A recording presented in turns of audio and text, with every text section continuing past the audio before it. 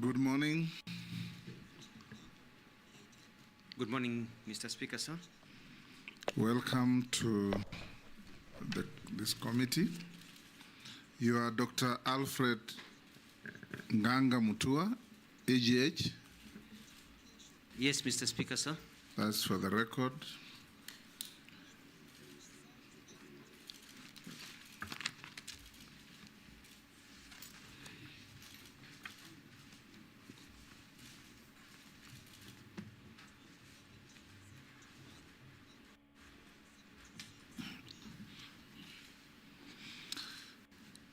Welcome to this committee.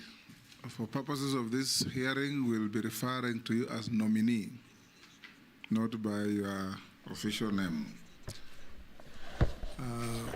This is a committee of Parliament on appointments. You're one of those few who are lucky to appear before this committee twice in 2 years or in less than 2 years.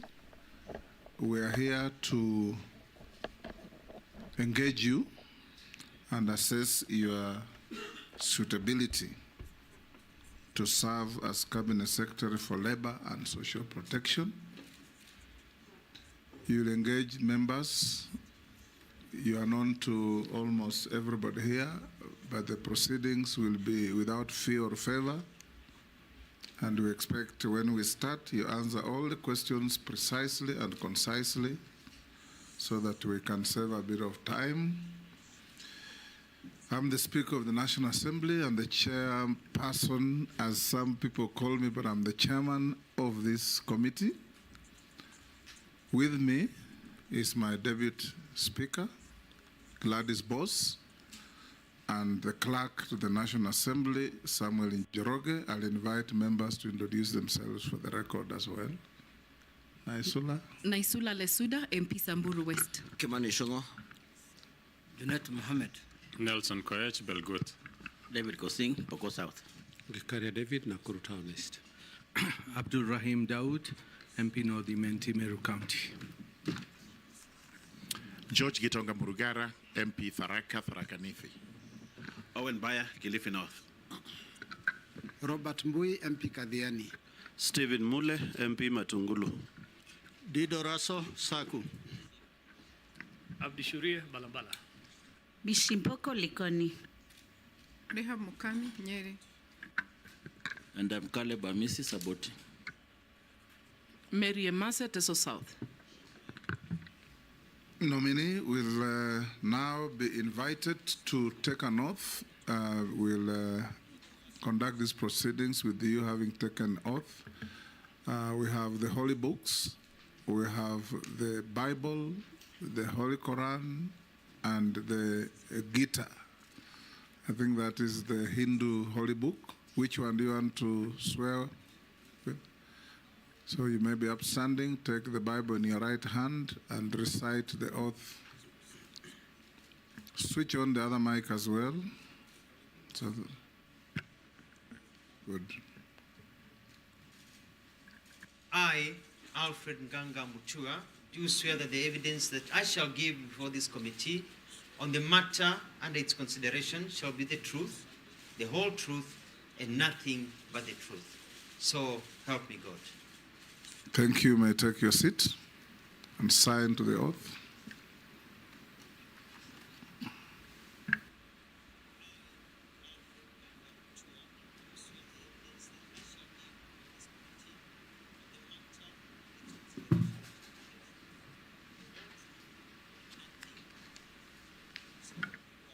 We will start off with a brief introduction of yourself. Tell us your name, your educational background, your work experience, your key competences that you believe make you suitable for appointment to the position to which you have been proposed or nominated. In under 5 minutes. Thank you, Mr. Speaker, honorable members.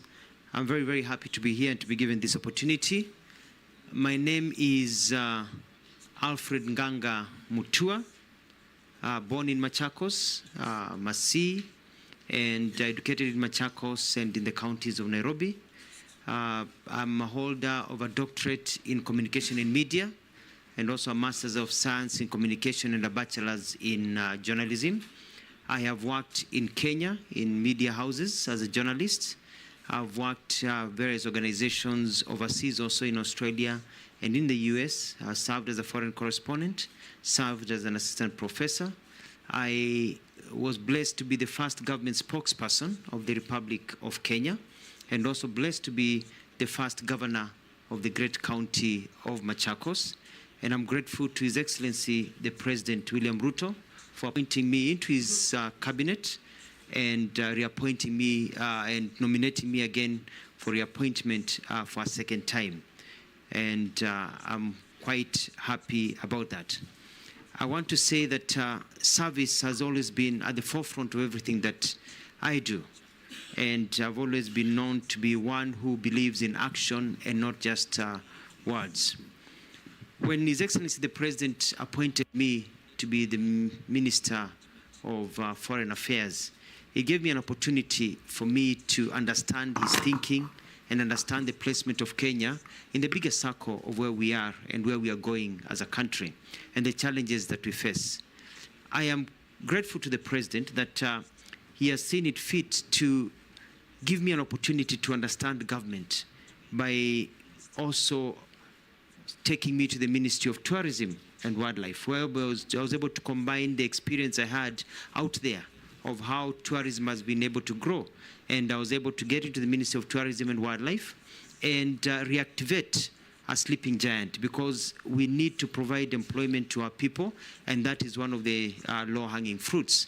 As a result, the numbers of tourism, we set up structures that we expect that by the end of this year we'll be looking at about 3 million visitors arriving into this country, if not more, with a trajectory of 5 million within another year and a half. We're also able to deal with issues of human wildlife compensation that had become a big problem by actually launching a new scheme, which was launched by the President, and paying out about 1 billion shillings to people who have been waiting forever. And I've put in systems so that more people could be paid. We're able to fence by fighting corruption many places. When I got into the ministry, I found that they were fencing to keep animals away from people at a cost of about 3 million a kilometer. 3 million a kilometer. And with 300 million that I had, I looked around, I did my research, and I realized that the government was being conned.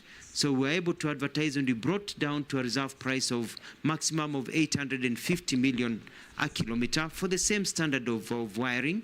And as a result, instead of only 100 kilometers with 300 million, we are now looking at close to 400 million. And after discussions with the President, when he was launching a fencing program, we agreed that it is possible to bring the cost down to 650. So we're able to do many, many things in terms of human wildlife conflict, build dams, and other projects that will continue. And I believe I left the ministry at a good trajectory. I am quite grateful that the President has seen it fit to nominate me for the Ministry of Labor. And I think I understand why. Because when I was traveling as a Minister of Foreign Affairs, the issues of bilateral trade labor agreements and being able to secure employment for our people overseas and also grow the economy by bringing in business processing into our country were critical.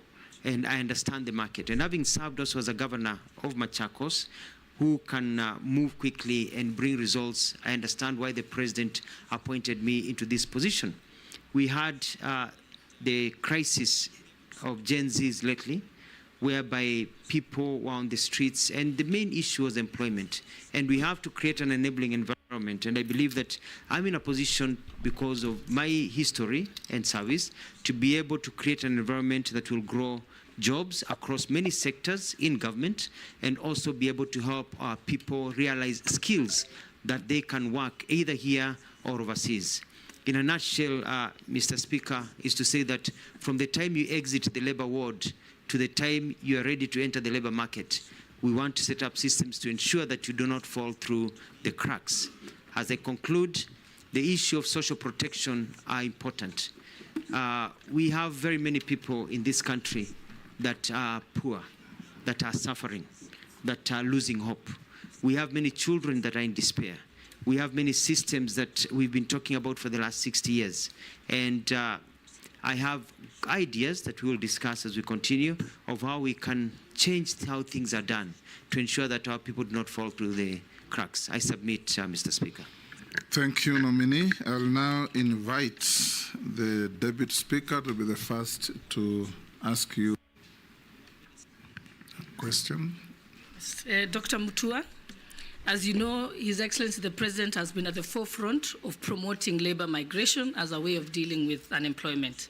And also secondly, because migrant workers bring a significant contribution to our economy through their remittances.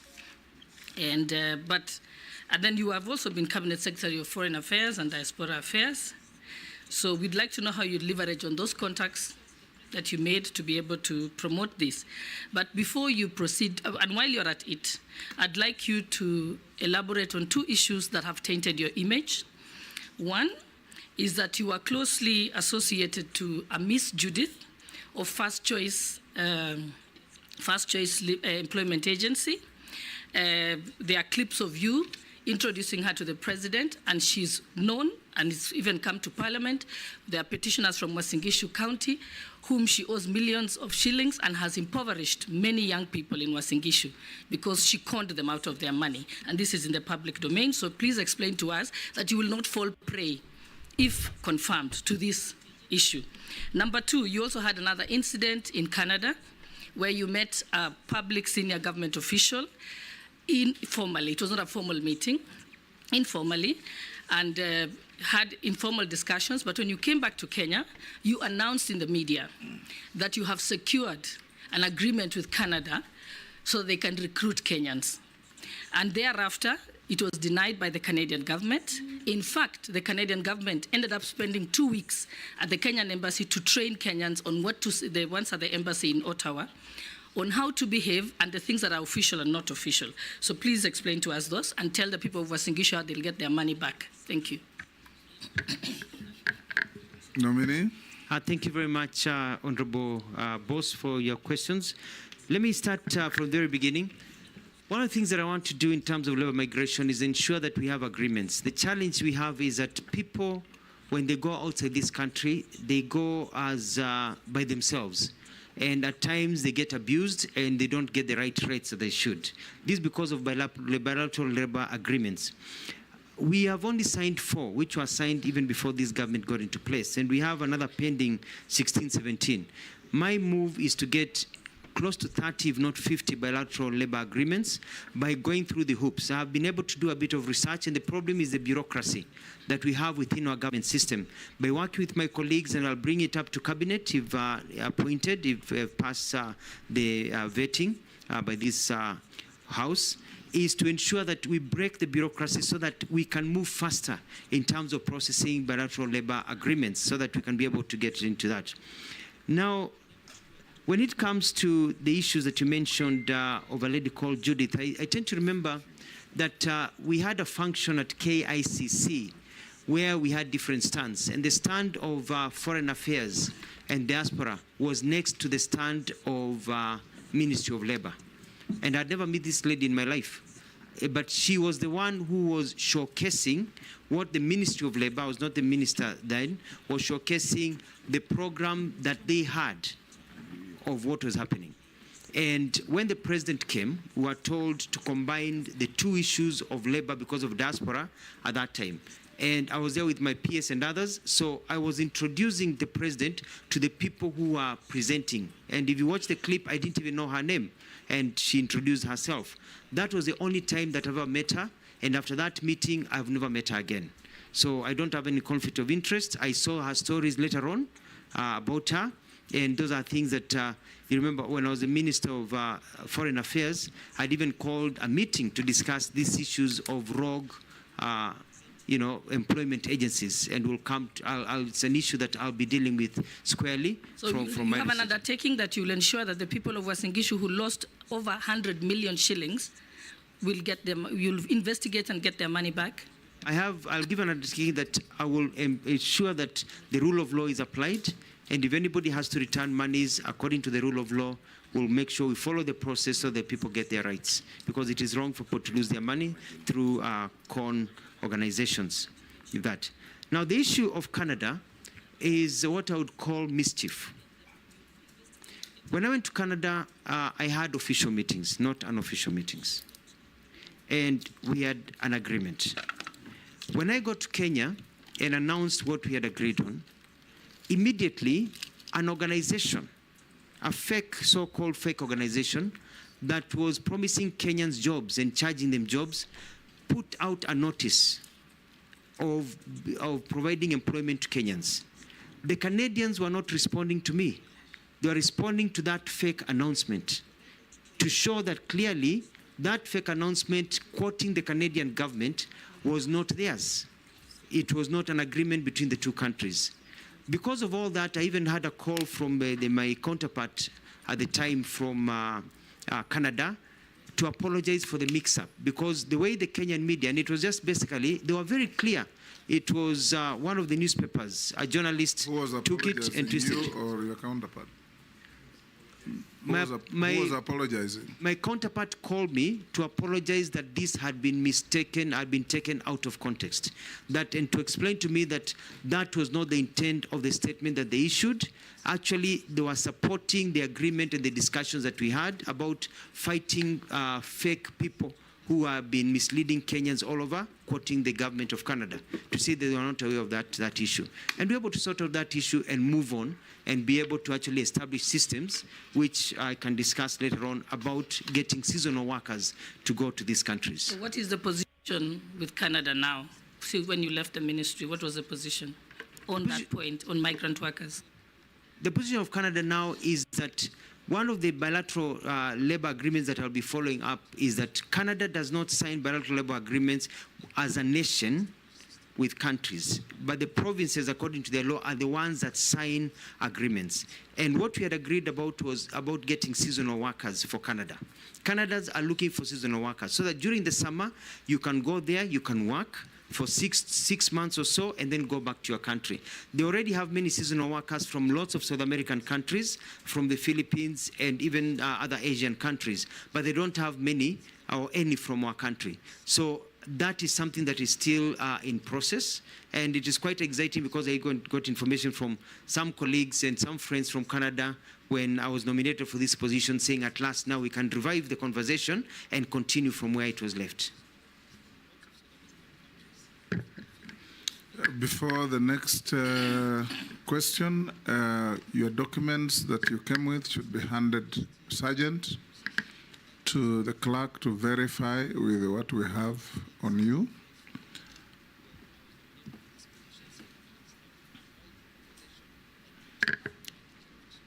Majority Leader. Thank you, Honorable Speaker. Yes, I'll just start my question from where you stopped on Canada, because then you are foreign minister now. You've been nominated to be the Minister for Labor, and the issue that you had then was a labor issue, basically. I'd want to hear what are you going to do to now actualize not just that Canadian program, but we have since we established the National Employment Authority that has a system that is called the National Employment Authority Integrated Management System, that was created to be a portal where Kenyans, young Kenyans who are looking for jobs, can be able to access jobs even in the diaspora. This portal is there, but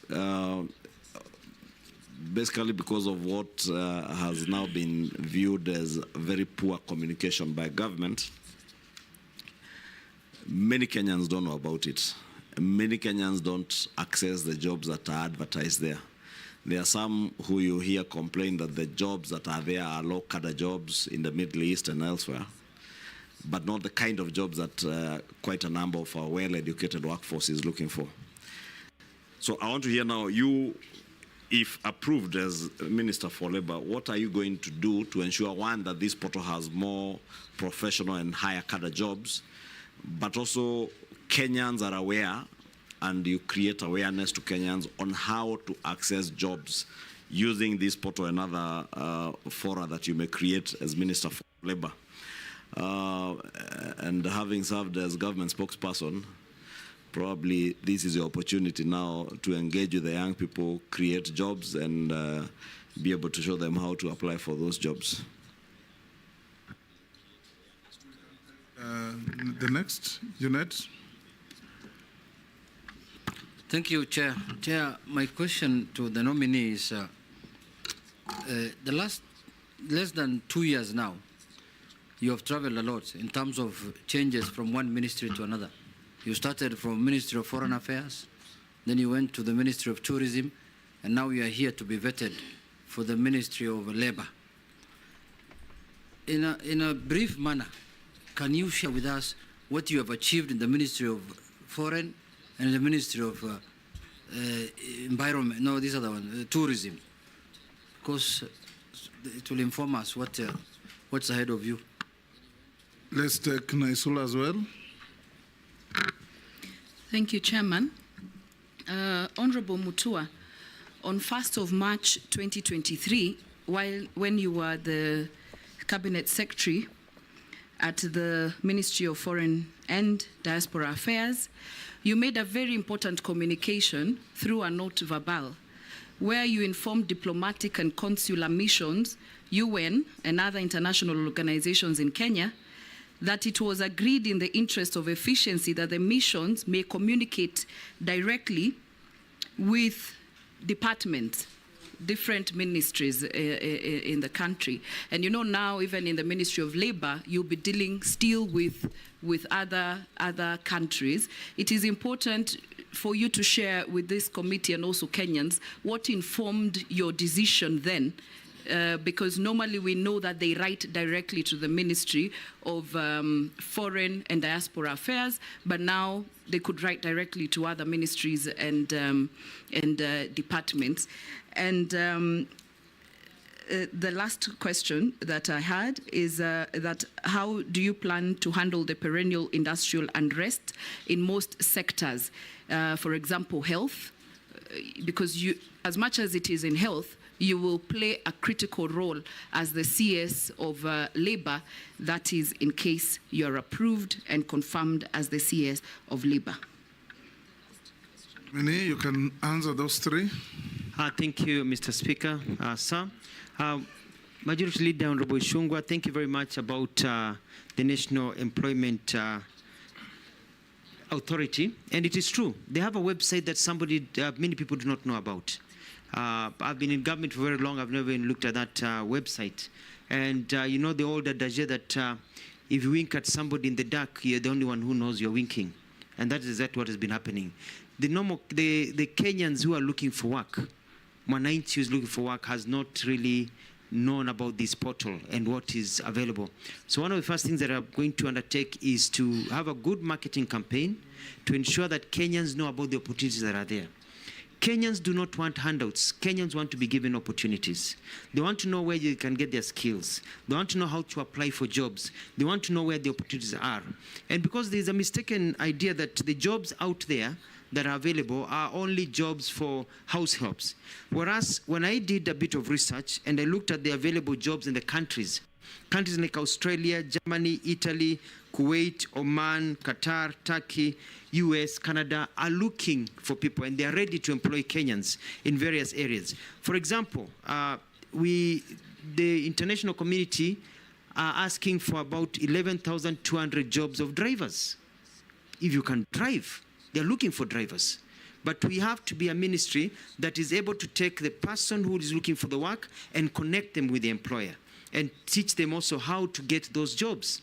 I know what kind of documents do you need to get those jobs. They are looking for another 8,400 domestic drivers. They are looking for hotel workers. We've got about 3,000, nearly close to 3,000 people in beauty. If you've done beauty, to work in a spa, to be able to do nails. They're looking for those young people to be able to go to Canada and other countries. Also in firefighting, in all the different areas, baristas, in heavy truck drivers, construction workers. If you're a mason, if you know how to do carpentry, You know, Australia is looking for you. So we are going to make sure that people are able to know that regardless of the field you are in, nurses, doctors, people are looking for Kenyans to be able to work. So as you wait for the economy to grow, because our job is not to send people out of the country, we have to also grow jobs here.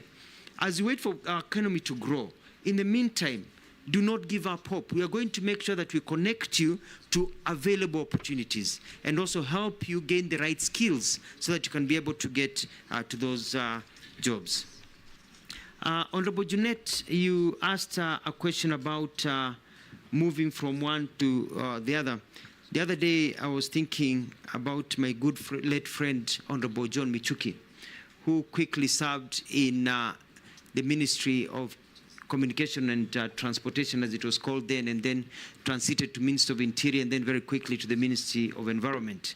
And when I look at the thinking behind the president moving from one ministry, is because that I move in, and in a very chap manner, I'm able to enact processes that are able to grow the system. For example, in the Ministry of Foreign Affairs, I was able to sort out an all-standing issue of deployment.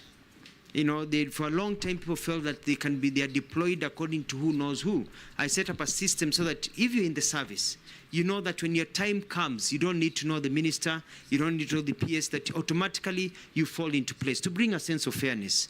I was also able to work to get a lot of MOUs that had pended to be quickly worked on and to move faster so that we can get into all these agreements so that people can be able to move faster. I was able to also work closely with the president to prepare for trips that were not mainly just diplomatic in nature, but were also very economic in nature, because it's all about getting other people's money to come to our country, bringing money to our country. And I was at the forefront negotiating for companies to come and open factories here in this country. When I moved to the Ministry of Tourism and Wildlife, I quickly looked at where do we get our tourists from? Why are we losing tourists to other people? And by meeting all the stakeholders, I've set up a system where we are concentrating on markets like the African market and other markets that can give us the numbers that we need and the money that we need. I also, by looking at reorganization of how Kenya Tourist Board does its things, is to focus on key areas of marketing our people. So that people can come to this country. I was able to deal with the issues that I talked about, I don't want to repeat myself, about human-wildlife conflict and the arrangement of those things that were done. So I'm very, very proud of the work that I did. But I did not do this because I was sitting in the office. You know, when I got into the office, I spent few hours in the office and more hours on the ground. I started what we called utalii mashinani, because Kenya has so many things to offer. But we've only been selling the beach and the ocean. And I wanted to be able to transform and make every part of this country to be a tourist attraction site. I went to Samburu, I went to Kwale, Kilifi, Narok, Taveta, Laikipia, Makueni, Kitui, Busia. I was in Bungoma, Mombasa, Kiambu, just to mention but a few. I went across this country, and I was still going around this country to look at new tourism circuits so that tourists can keep on coming.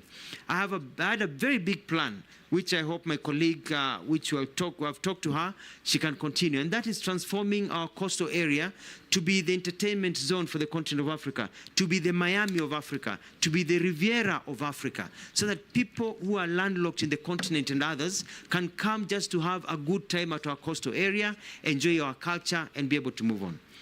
On the final question by Honorable Lesuda about the note verbal, this was done not just by myself, but an agreement after cabinet discussions of how we could cut down the bureaucracy.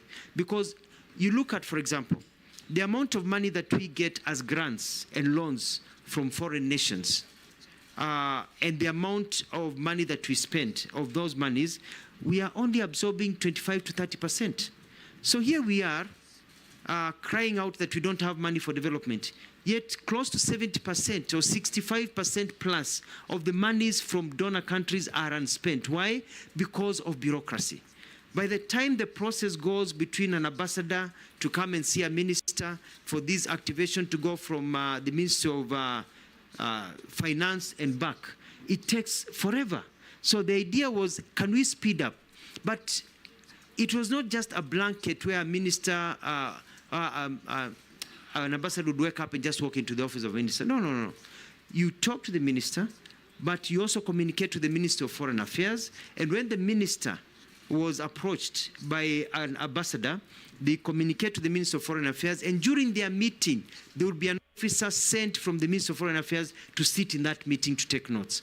What it was cutting was that direction of note verbal. A letter comes from my office, it goes to the, or comes from an ambassador, goes to the Minister of Foreign Affairs, the protocol division, spends a day or 2 days there as it's being sorted, goes to the relevant team, it's sent to the ministry takes 2-3 days before the minister sees it, the minister works on it, it comes back, the dates are wrong, and then now it goes back that you need new dates. It can take 2 weeks just to book an appointment of 30 minutes. But when they talk among them, you say, no, I can't make it tomorrow, can we make it next Wednesday? 2 minutes, they have agreed on a date to meet, to make sure that things are moving forward. I submit. Chairman, there's a question is not answered on the industrial, the strikes, the health, I gave that as an example, but also on what he has said on the note of verbal, the same thing, Chairman, you've been saying about communication. When that was not communicated well, that it was to cut bureaucracy, it sent scares out there, people wondering whether just an officer at any department can now communicate directly with an embassy. So that's what has come out clearly here about communicating what you would like to do. And I totally concur with you, Honorable Lesuda. It's about communication. But there's a lot of pushback because people like the comfort of doing things the same way. And people don't like to see change. So there's a bit of pushback, a lot of propaganda by people who thought now that their clout will diminish without looking at the bigger picture of trying to get our economy moving forward. But I totally agree. The final question on the perennial labor disputes. I bring experience as having served as a governor for 2 terms in Machakos, where we had issues of labor disputes. And I realized that majority of these labor disputes and the strikes occur because the problems are led to fester from a small pimple to a gangrenous leg that has to be cut off. And my technique will be setting up a system whereby there will be tracking and knowing the kind of problems there are in the industry, such that people, when the problem starts, we can intervene early. Because the Ministry of Labor has only been intervening at the end, when people are already on the streets. We need to intervene even before a strike notice is issued. We'll be studying the landscape and like radar, looking at where is the problem so that we can approach and try to have dispute resolutions done when the problem is still small.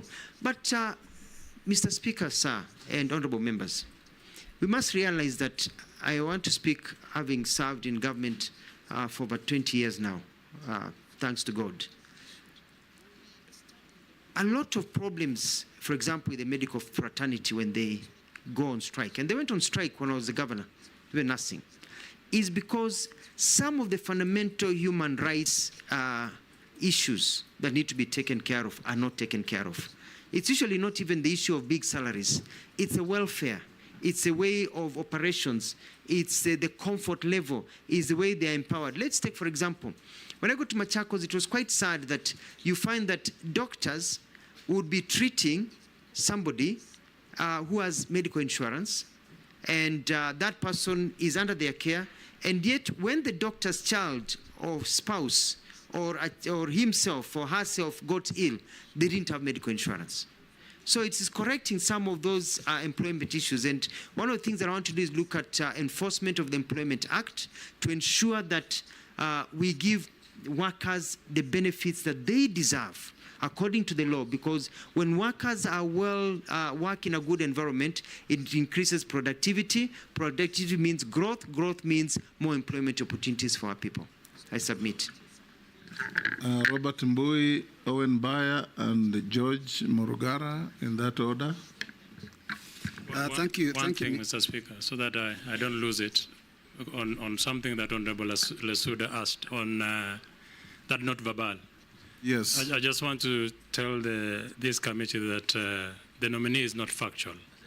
It's totally inaccurate. Challenge him. But one is that not verbal was the most unfortunate decision that has ever been made in the Ministry of Foreign Affairs.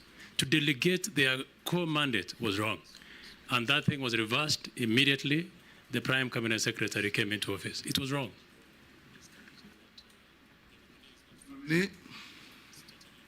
Was it the most unfortunate not verbal?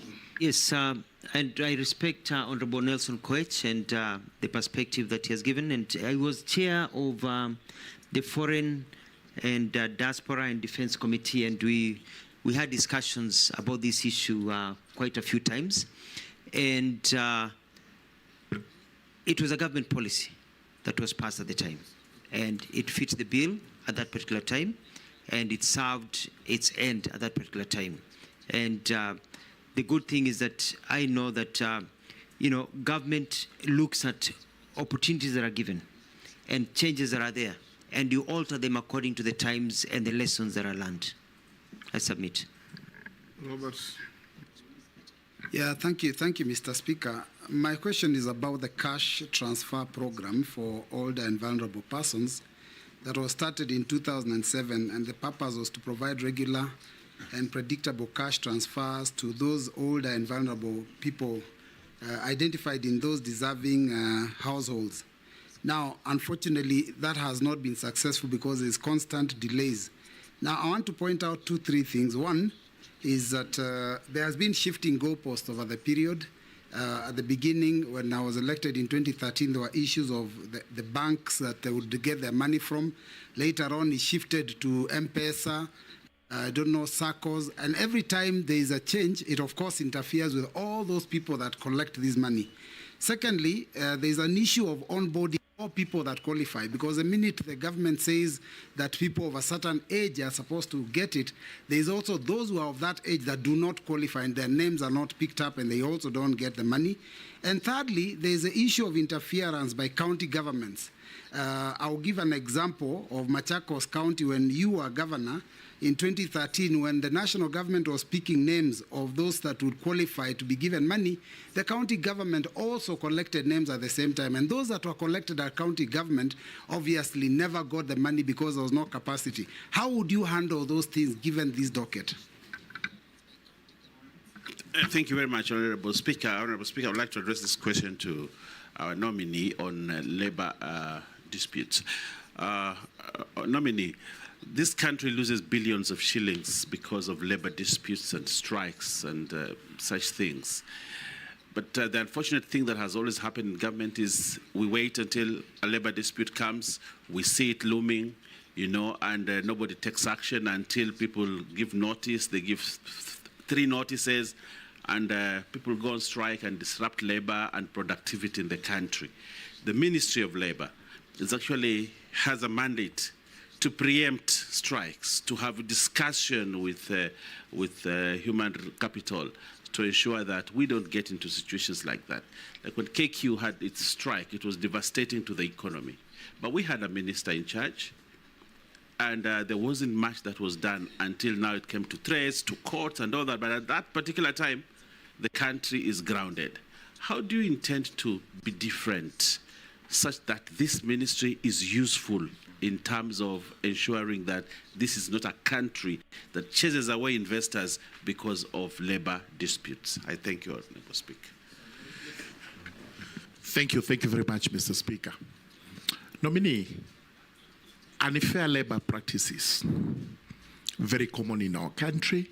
The labor and employment courts are actually flooded with all these cases where we just don't do it right. You are going to be the custodian of government policy as regards employment. One of the most unfair labor practices in the country is for the government to take interns, young people on internships. 1 year after that, they are let to go. And yet those government departments soon thereafter start advertising for positions. And we also know that people go on retirement, natural attrition. Would you be bold enough to advise the government that these interns should actually be the first port of call for the government in matters employment? And as we speak, they are looming strikes because of the first 5 or 6 cohorts who have been released. Nominee, you can answer those 3. Thank you very, very much. Let me start with Honorable Mbui on the issue of Inua Jamii. I think the challenge we've had with Inua Jamii is that, and I've done my research, is that people have tried to be creative, and it is now improving, but it's an old syndrome, and that's where we have devolution, whereby you are giving 2,000 shillings to an old grandmother, and you want that grandmother to travel from the small village in the middle of nowhere and go for 100 kilometers to the county headquarters to get the money. But this eventually went down further, even to M-Pesa and other systems. And my study is that we are still not being able to get to the ground completely, to the people who are most deserving. And one of the things that I'll do is work closely with the county governments and also with the national government system to go to the village-based system, not only for identifying the people who deserve the Inua Jamii funds, but also to collect data of the ones who exit, but also on the payment module. Why should I spend 300 shillings to travel to get my money or to the nearest M-Pesa place, because some of these old people don't have the M-Pesa monies, and then travel back, with the same money. So I'm going to find a system of getting the money to the people at their doorstep, more or less, in a progressive manner. As you know, we already have about close to 1.8 people in the system, and looking at how we can get 1.8 million or 1.8 people? 1.8 million beneficiaries, people, and now we want to move it to, according to what has been discussed in the cabinet I served in, close to 2.5, and continue to onboard them. But I'm also concerned, Mr. Speaker, about the classification of people who are suffering from various disabilities, because the monies don't go to the disabled person, they go to the household. And so you find that many disabled people fall through the cracks. If you've got 1 or 2 members of a family, then that becomes one unit. And furthermore, the disabled even have at times higher challenges than the abled. And we may need to be fair in this country and see what we can do to give them slightly more money compared to what we have.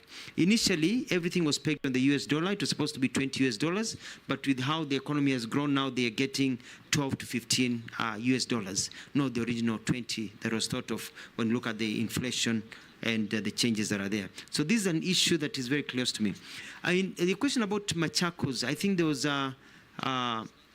maybe a miscommunication, because the government of Machakos that I served in as a governor never collected names for Inua Jamii or social protection. The names we were collecting was for water mapping. We were doing research to find out what are the needs in terms of water delivery in the area as a marker of poverty. But our data was for county government. The national government was collecting its own data. Moving on to the second question by Mheshimiwa Baya about disputes. I agree with you. And I'm going to set up, if vetted and this committee proposes my name for appointment, an early warning system. And I'm going to look at all the sectors and have people who are confidently can come. I keep an open door policy for those members of parliament that have even come to my office to see me. I keep an open door policy for the different sectors to talk to me. Let me know what is going on, and let our systems know so that we can get and arrest them, as you said, early. Take care of this wound before it becomes problematic and before the disruptions that are there. And also when the disruptions are there, I'm very good at bringing people together and being able to bring harmony, which is one of my biggest successes that I did when I got into the Ministry of Tourism and Wildlife. I found a lot of people warring and fighting each other, and was able to bring peace and calm within a very short time I remember having discussions with Honorable Ishungwa about it, and I was able to bring peace and sanity, and I believe I can be able to do the same because of the experience that I had in Machakos. Lastly, Honorable Burungara, thank you very much. I'm quite concerned. I looked at, when I went to school in the US, I used to get summer jobs working in a factory. And it was all those factories whereby you're collecting wood as it comes down the drive. And there were strict occupational health hazard conditions.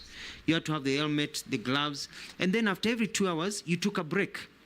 And every 2 hours, you either took a small break of 15 minutes or a half break for lunch, another 15-minute break. So there were breaks throughout the day because watu wetu sio punda kufanyishwa kazi in those very bad conditions. So the occupational health hazards and also working conditions of workers will be very key to my work if I am, if I go through this process. And part of it is also the internship program, because it doesn't make sense that a young person goes to a bank, they work very well, and they serve in that internship, they are taught, and then when employment jobs come, they are let out. And I'm going to bring a policy to cabinet if I go through this process to ensure that if you are taken in as an intern in a ministry and you don't have problems and you're okay and you pass a certain mark into internship, because some can be taken and they're not fitting. You pass a certain mark, that when positions of employment of entry level are taken, that you start with those ones. And we're going to talk with the Public Service Commission, because fair is fair. Fair is fair. Thank you. Dawood, Honorable Dawood, Honorable Emase, and Honorable Amisi, in that order. Thank you, Mr. Speaker. Mr. Speaker, first I want Honorable Mutua. In his opening, he made a few, I think, mistakes, where he says the fence was 1 billion, or was it 1 million? Then he says he brought it down to 850 million, or is it 850K? That's just a comment. Regarding wildlife payments, you mentioned 1 billion was paid. Yes, I have confirmed 1 billion was paid. And His Excellency the President asked you within 60 days to pay a balance of, clear the balance of 3 billion within 60 days, and that was on April 12, 2024. Could you probably tell us, within that time, the 2 months are over in June, how far have you done? And he even asked you to simplify the way the forms are done. That's what I want to know for the wildlife. Secondly, the disabled and street children. There is the National Disability Mainstreaming Strategy of 2018 to 2022 and the Street Families Rehabilitation Fund of 2003, 46,000 street families as at 2021. What have you done, or what will you do? Sorry, you have not done, but what will you do if you go to the ministry? Please give us an idea on that. The last one is, in the UK, there is you have just mentioned that you didn't know about the National Employment Authority and what it does. In the UK, there is an agency of government, job centers. They're in each and every place where people say what jobs are available, and they link people to the jobs in industry and all those places. What is your idea about it? And if you do it, would you devolve it right to the locations, sub-locations, or is it counties? Thank you. Honorable Emase. Thank you. Honorable Nominee, my focus is on unemployment or limited opportunities. There's a limited number of opportunities in the country compared to the number of graduates that are coming out of our institutions every year. To make the situation worse, there is a mismatch between skills and industry needs. Sadly, there is an unfair recruitment process. And the question I'm asking myself, You know, some of those graduates, they're actually educating themselves, doing manual jobs, casual jobs. Some of those students, their parents have got to spend time on and off police cells because of brewing changa to take them to school. Others, like in my village, you do pottery. That is how I went to school. And I'm imagining if I did not get a job, what would have happened? So as a nominee, if you are approved, I want to hear about a structured approach to absorbing these graduates into the job market. Because if one graduate, we have graduates who graduated 10 years ago or more. And the reason why we saw them in the streets is because of unemployment. Some of them said, I'm even dead. I'm already dead. Because how do you employ somebody who graduated last year? And then there is another person who graduated 15 years ago, is now 46 years old, 40 years old, with a first-class honors, and is in the village. And his sibling is telling him, why are you even talking about education? I graduated 15 years ago, and I'm jobless. I mean, my brother graduated 15 years ago, and is jobless. And you are here telling us about education. So we really need, my friend, you need, this I think requires a multi-sectoral approach. Sit with your counterpart in public service. Sit with your counterpart in education. Probably borrow a leaf from TSC, where they say, first come, first serve. Why should this other guy, the parent has struggled as a degree, retire before getting a job? And somebody who graduated last year, because of the networks, the connections, gets a job before the other. And that takes me to the question of corruption. You must tell us how you're going to deal with the aspect of corruption so that there is equity in distribution of jobs, so that there is fairness in the manner we actually procure, and so that there is no nepotism. That now, because it is Mutua in this Ministry of Labor, it is only people from your region who will have to go to take these jobs in the US or in Germany. I think that is my concern. Once we address that as a country, then I can assure you we will not have young people in the streets. Thank you. Caleb. Thank you, Mr. Speaker. Mr. Speaker, I have 3 questions, but I'll ask one. If I get an opportunity later, I'll ask the other 2. I'll allow you to. Okay. Now, Mr. Speaker, I think I have vetted the nominee before, and of course, as a member of the Committee of Defense and Foreign Relations, we have interacted a lot. And I'm not going to vet you based on what you're going to do. I'm now going to look at your history. You've said that you've worked in government for 20 years. And I want to give you some of the excerpts from what you've said in public while serving in those offices.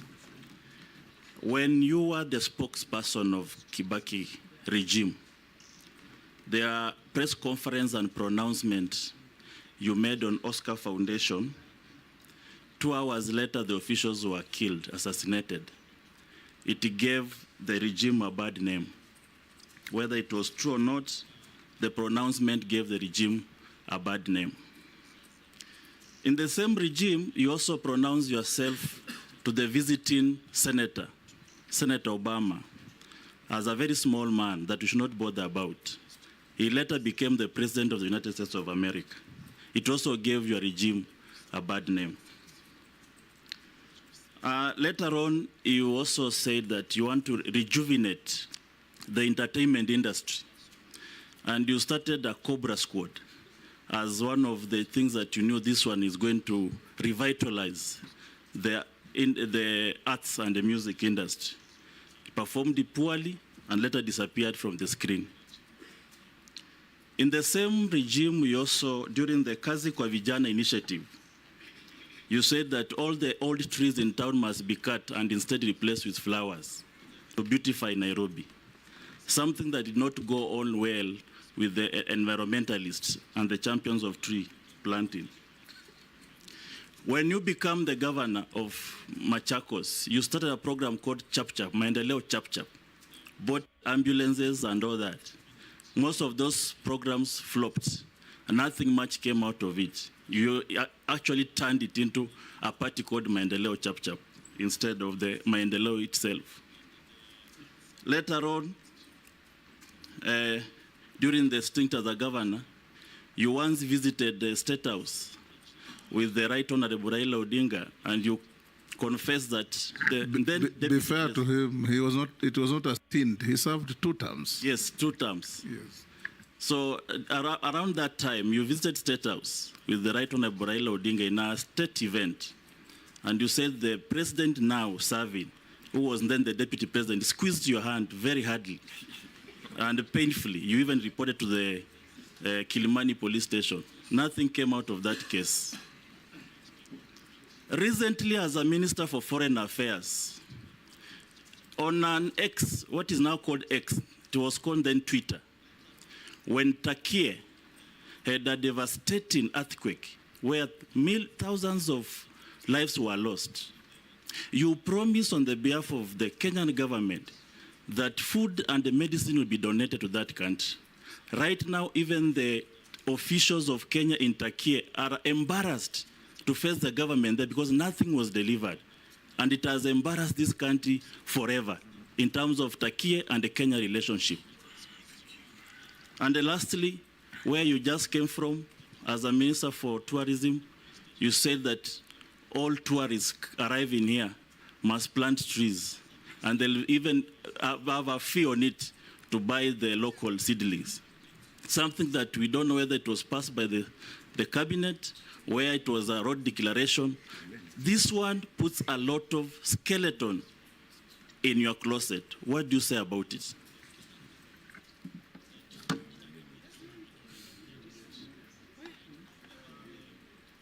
Mishi? Yeah, thank you, Honorable Mishi, Chairman. let you hold. I think that's quite a mouthful. Let's have those 2. We have had, it's 3, yes. Dawood, Mary, and Mrs. Churchit. Thank you, Mr. Speaker. So let me start with Honorable Dawood. Just to clarify on the figures, is that there were Ministry of Tourism and Wildlife, especially the Department of Wildlife, through KWS, were advertising for tenders that are being given at an approximately 3 million shillings a kilometer, which means when you have 300 million as an allocation, you only have 100 kilometers. And by bringing it down to 850, instead of 100 kilometers, we're able to get 352 kilometers of fencing. And that saves money for 90. About the jobs, and I'm glad because you were there during that meeting when the president talked about compensation to people. We started the process, and one of the challenges that we face in this country is bureaucracy. The president gives directives, and then they are caught in the annals of bureaucracy, treasury, through the systems going on. The process had started, and I hope it will continue. We did not meet the target because of the normal bureaucracies of getting money from here to go here, even though the money is there, but it is something that will be carried out. I like the fact that you discussed the various disability and the challenges that are there, and especially in ensuring that people are given the rights they deserve.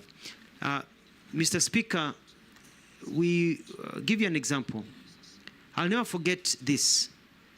During the campaign period, I accompanied His Excellency the President, then he was the Deputy President and a candidate, on an economic forum that was held at Racecourse with members of people living with disabilities. And one lady spoke about the challenges she faces as an employee because her child has autism, and the problem she faces because she can't even take time off for some of the things that need to be done to take care of that child, and the lack of support systems, and the challenges that our people living with disabilities go through. And it was quite sad because I remember when the president stood to speak, he, for about 2 minutes, could not speak. His voice was choking. And he promised that people will not, in this country, go through the challenges they go through just because your child is disabled or you're facing a form of disability. And my mandate, if approved and appointed and sworn in, is to ensure that that promise that the president gave, that I vividly remember, is enacted. And I think we will have done our job making sure that people live well. When I was the government of Machakos, I was, I think, the only governor who enacted the Disability Act by declaring that no building constructed in Machakos or operating in Machakos could operate without, places where would be comfortable for the disabled, for example, with ramps and others. And we shut down buildings. We shut down supermarkets until they build those ramps. I want to even take it further. I'll even have my own rules, like the Michuki rules, showing people occupational health hazards, disability, things that needs to be done. When somebody is hard of seeing and they go into a building with lifts, including Parliament, why do they need somebody to come and help them identify which number? If you go to London, you go to Australia, even go to South Africa, the numbers on the keypads of pushing the buttons for a lift have Braille. And so we need to standardize some of these issues so that the disabled can also live a good life. I want to reply to Madam Emasi, and I totally agree with her.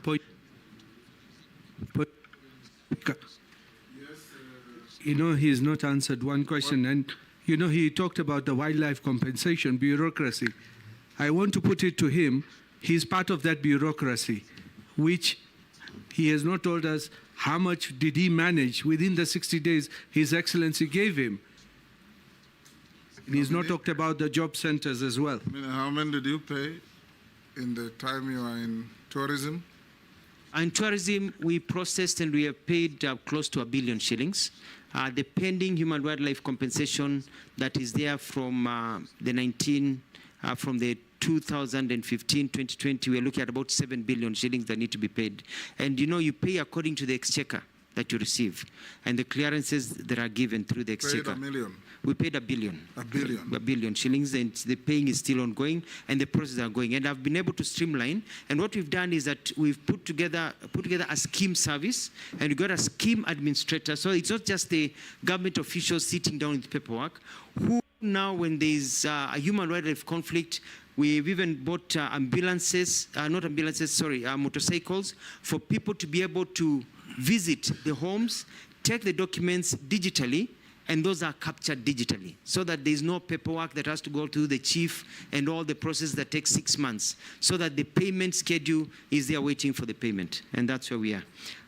About the job linkages is that, as I answered earlier on, Mheshimiwa Ishungwa, is to connect the people through proper communication and teaching people on how to do it. But also, let me take this opportunity to talk about that we are not just about sending jobs people to go overseas. We want to bring jobs here. And outsourcing of jobs is an opportunity.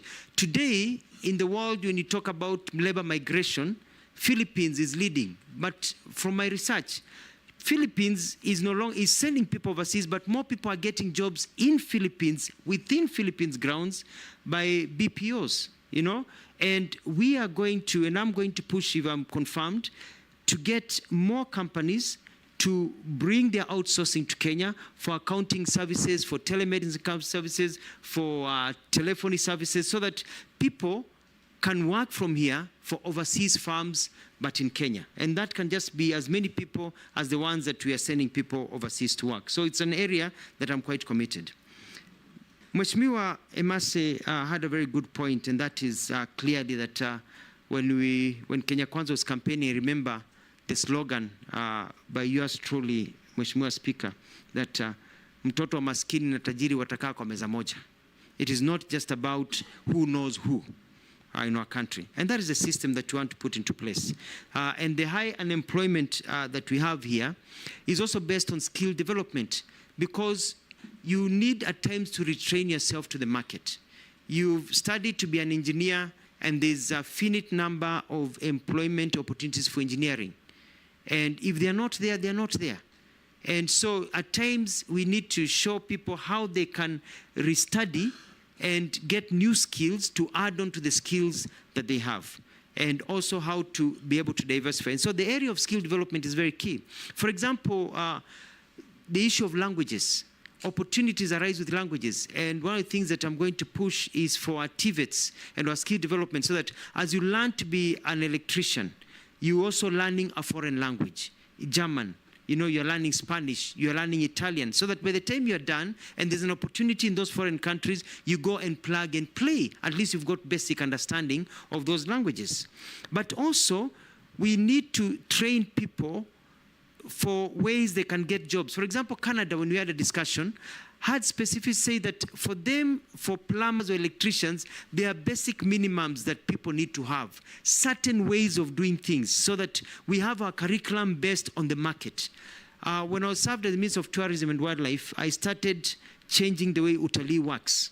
Because utalii has been churning people out with the same skills that they had from the 1970s and 80s. Vile unapanga kitambaa, vijiko, the way you cook is the 70s and 80s. The world has changed. So that now the market tells you these are the new international standards. So that when people leave utalii college, for example, or leave any TVET, they don't have to be retrained to work anywhere. So that it's plug and play. So that is very important. Now let me come to the issue of corruption. And I have always been known to be very fair in terms of work and labor. And I'm going to ensure, like what our president has told us, that you do not nominate me to be a cabinet secretary if approved of Ukambani or Machakos, where I come from, but a cabinet secretary of the entire country. Because nobody sends a postcard to be born from Luya land, or from Kisii land, or from Turkana, or from Kiambu, or from Coast. Nobody sends a postcard to God. It's where you're born. And you have a right to receive government services properly without fear and favor. And it's the same way in terms of opportunities for jobs across the entire. So I'm going to work with my colleagues, and our president has been at the forefront of this, and if I'm getting an opportunity to join his cabinet, we're going to push this to ensure that there's equity in terms of people getting opportunities, especially also people suffering with disabilities, and also our young men and women who can work. Honorable Caleb, Mheshimiwa Speaker, has made quite a few allegations, and I'm going to answer them one by one. And it's unfortunate that most of them are basic propaganda, but I'm going to prove so. Number one, the Oscar Foundation issue that happened was quite unfortunate. Yes, Mr. Speaker. But it doesn't come at the end. As a Kenyan who has sent a message that you took the former president of Machakos to launch a modern Dubai-like city. He's asking me to ask you, where is it?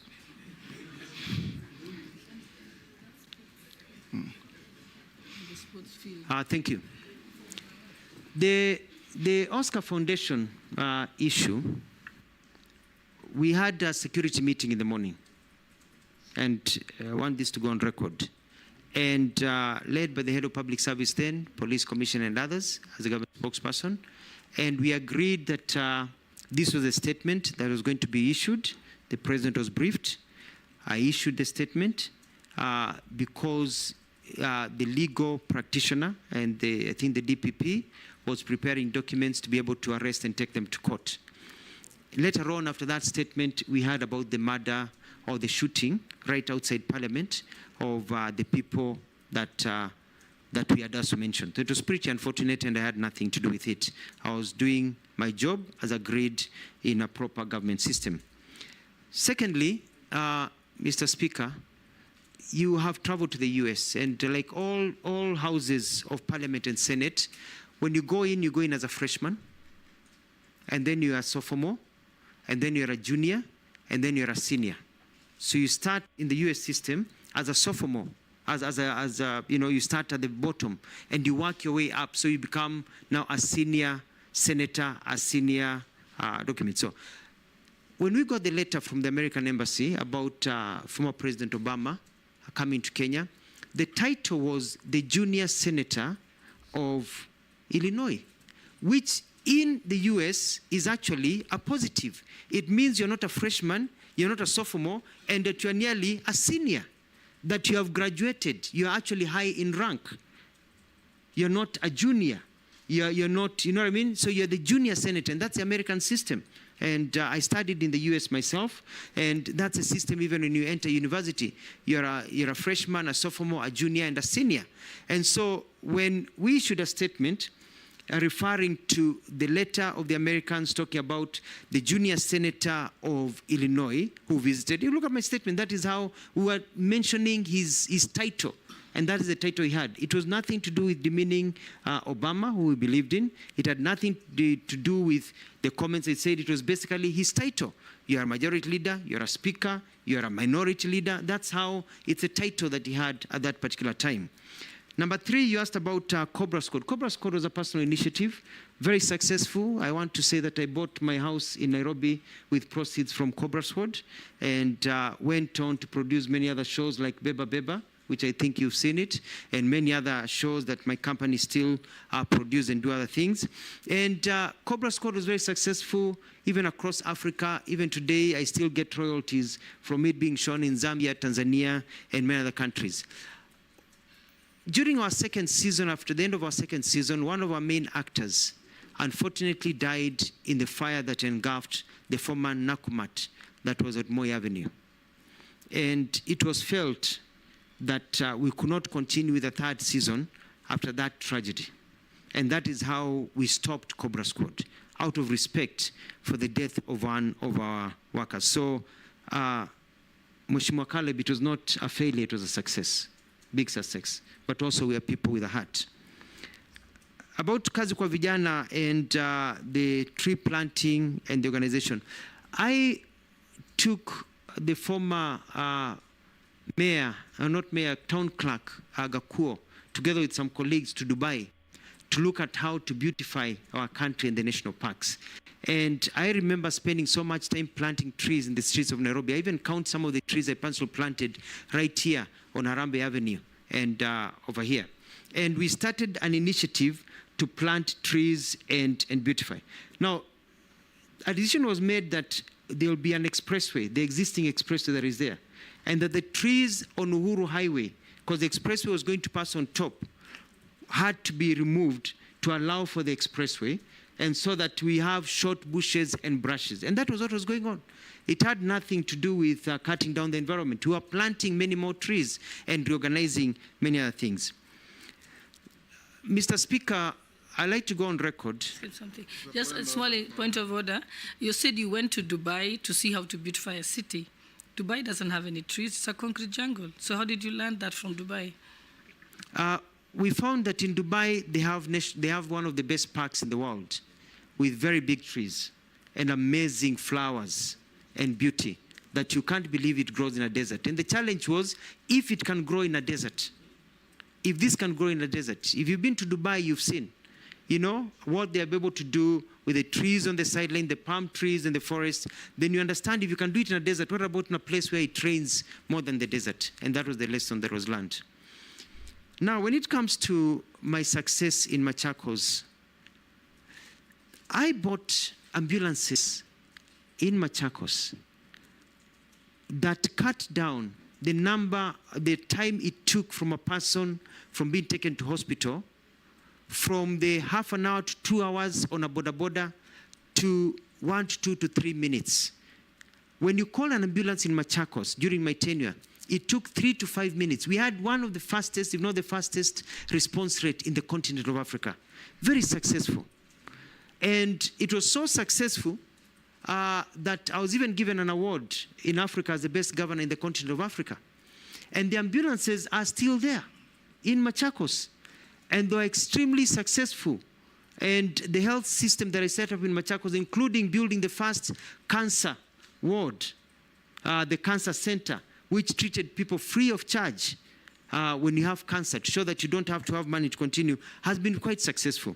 My track record in Machakos is known all over this country. And all you need to do is just visit Machakos when I was governor. And you could see the things that we did, the roads that we built, the markets that we established, the stadiums that we put together, and you'll be able to see the track record. There are naysayers, people in the opposite. Yes, Nelson. I don't know what's happening with Honorable Mbui and Honorable Mule. Is it something they know? Because they are laughing sheepishly. Why are you giggling? Or politics of Ukabani. Mr. Speaker, I didn't want to make any comment, but I was member of Parliament of Kadhiani, which is in Machakos, when the Honorable Mutua was governor. And I mean, this is sounding like a movie. Mr. Speaker, you know, Go on. When I worked Go on from where you left. Yes, when I worked in Machakos, I did amazing things like build the People's Park, the ambulances, and there was a big opposition. And because I was talking and doing things that they only see in movies, they even started calling me Mutua Cinema because they only see it in movies. And the people of Machakos were so happy, regardless of their campaigning against me, that they re-elected me for a second term. Very, very successful. And I beat them hands down, actually. And so I would challenge, Mr. Speaker, the people of Machakos who benefited. In actual fact, Mr. Speaker, there's a small problem happening in Machakos right now, and that is that I was approached by the officer in charge of registration when I was completing my term and said that there's going to be a problem because a lot of children being born in Machakos are now called Alfred Mutua. But I said they are not mine.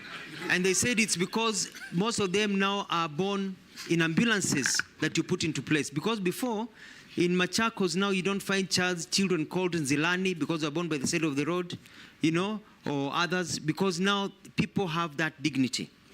Moving on to the question of the squeezing of my hand, Mheshimiwa Ruto later introduced me to Mheshimiwa Nyonyi from Wanyama, who I felt his grip of the hand, and I realized it was not actually squeezing of there's a person who can really squeeze the blood out of your hands. And it was put during the political times. It was a political move at the time. Now about Turkey, I'm surprised by the comments made by... It is not called Turkey, it's Turkey. It's only written Turkey, but it's pronounced Turkey. Thank you. That is the name of the country. Thank you. I believe you meant the country of Istanbul and Ankara. Yes. It's called Turkey in English, Turkey in Arabic. Yeah, that's the country. Yes. Yeah. Thank you. Thank you, Mr. Speaker. I stand guided. Yeah. It is only that lately they have been and trying if you to want push for Kiswahili, that. it's called Uturuki. Uturuki. Yes. So Turkey, Uturuki, Turkey, depending on who is mentioning it from their end. I met and the ambassador who came, and we galvanized support for Turkey. And even we involved different government agencies for Turkey. Sorry, we've been calling it Turkey, for Turkey. So I'm surprised saying that our officers are embarrassed, yet we are able to work with them. Even our president issued his condolences and talked of the support that we are working. And we've been worked very well with the ambassador from Turkey. I'll be surprised, even the ambassador will be surprised to hear of such. When I talked about all tourists planting trees, we said tourists will be given an opportunity and to urge the hotels that when... because it is a matter that was in public domain and it came directly from the minister's handle, you could maybe explain how you delivered the goods, because according to them, nothing came. They are embarrassed to see the king. There is always everybody who promised delivered except Kenya. And it has put our nation at a very embarrassing position because of your comment. Mean the food to Turkey? Mr. Speaker, if I remember right, we even were able to galvanize blankets and rice and other items that were sent. So I'll look into it to find out where Honorable Caleb is receiving that information from. It's a surprise to me. I'm hearing it for the first time from him, because I've not heard of any complaints, and we worked very well as a government to help our brothers and sisters who have also always stood with us. And H is that tourists to plant trees. We issued and we say that we are going to encourage tourists coming to our country and hotels. And I had a meeting with its stakeholders to be given an opportunity to plant trees, and even came up with a formula which they have actually been using, where you are asked when you come in, do you want to add 20 shillings to your bill, so that that 20 or 50 shillings is for a tree where you can plant, and they can show you to plant, and that is something that now is starting to take traction as it continues. So it was not physical planting of trees, it was fundraising for tree planting. It was fundraising for tree planting, and for the ones who want to plant trees, we had even designated an area at Nairobi National Park where people could go and plant trees, because some of them are so keen on the environment to go and plant. And the idea was to showcase where Kenya is in terms of environmental protection. It's an opportunity for people, and many people are very happy to be given that opportunity. And I know, honorable members, you've gone to places where after you make a payment, they ask you, do you want to add 50 shillings for this? Do you want to add 70 shillings for this? So it was that opportunity to be able to serve. Point of order. And lastly, was that money accounted for? Yeah, that's what I wanted to ask, Speaker. When you said fundraise, was it an approved cabinet decision? And if it was, how much has been raised up to now? Sorry, Mr. Speaker, not fundraise, but be able to give people an opportunity. For example, if you come to a hotel and the hotel tells you, we have seedlings for you to be able to plant a tree. The seedling costs 50 shillings. Whether you can plant a tree or somebody plants a tree, do you want to contribute to it? You say no, that's it. You say yes, then you ask, do you want to be able to go and plant the tree, or do you want the hotel to plant the tree? So it's all about, and the government has been collecting numbers. It will be continue collecting numbers from all stakeholders who have engaged in tree planting. It's like the little change you throw in a basket in a supermarket?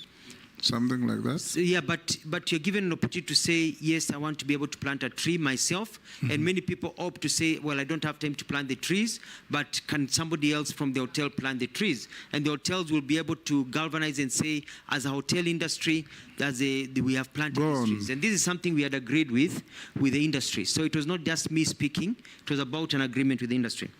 And lastly, Mr. Speaker, and let it go on record here, because many dreams of our Kenyans are destroyed by selfishness of leaders. And forgive me for saying this.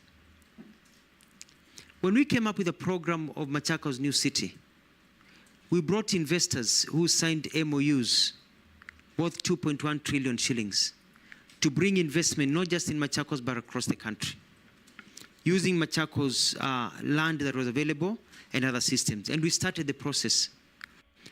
Mheshimiwa Johnston Muthama and the Wiper Party went to court and got an injunction against us. Point of order, Chairman. Point of order, Chairman. Because he's just named my party. Let him finish. He just mentioned my party. I'll give you an opportunity. Okay. Let him finish what...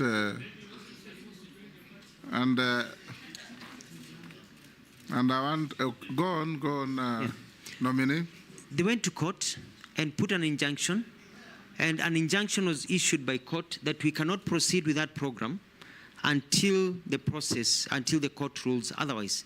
The court took 5 years. Justice delayed is justice denied. Despite that, we were able to continue. And when the court ruled, and remember it was Justice Odunga, because I have the court case, when he threw out that suit and said actually it had rendered the people of Machakos poorer over time, because all those investments were lost. They went to Rwanda, they went to Ghana, they went to South Africa. Today, as we sit here, some of the problems we are facing with Gen Zs is because we've not been able to grow opportunities for them to work. That was a valid dream that was stopped by leaders who are more concerned about political clout of one another rather than taking care of the people of this country. We have to be able to be selfless to know that some programs you may not support them, but they are good for the country. And you support them because they provide employment and opportunities for others. We lost, the person who has built Dubai Mall, he came and he committed $400 million. That is the one that had a component of Formula One? Yes. The same component. He had committed to put a sports city and hotel system and everything, and even connect the highway from Machakos all the way. He came, he met the president, he met us. I went to Dubai, we signed an MOU, and the MOU is still there with him. But when it went to court, he took his money to Rwanda. and the rest of the money he took to Angola. Who lost? The Kenyan poor. The Gen Zs who are demonstrating because of that. What is your point of order? My point of order, Chair, and I want Kenyans to listen keenly to this. Yes. Mr. Speaker, the nominee has accused the Wiper Party of taking him to court. Now, at the point when he came up with this proposal, he had just been elected as Governor Machakos County on a Wiper ticket.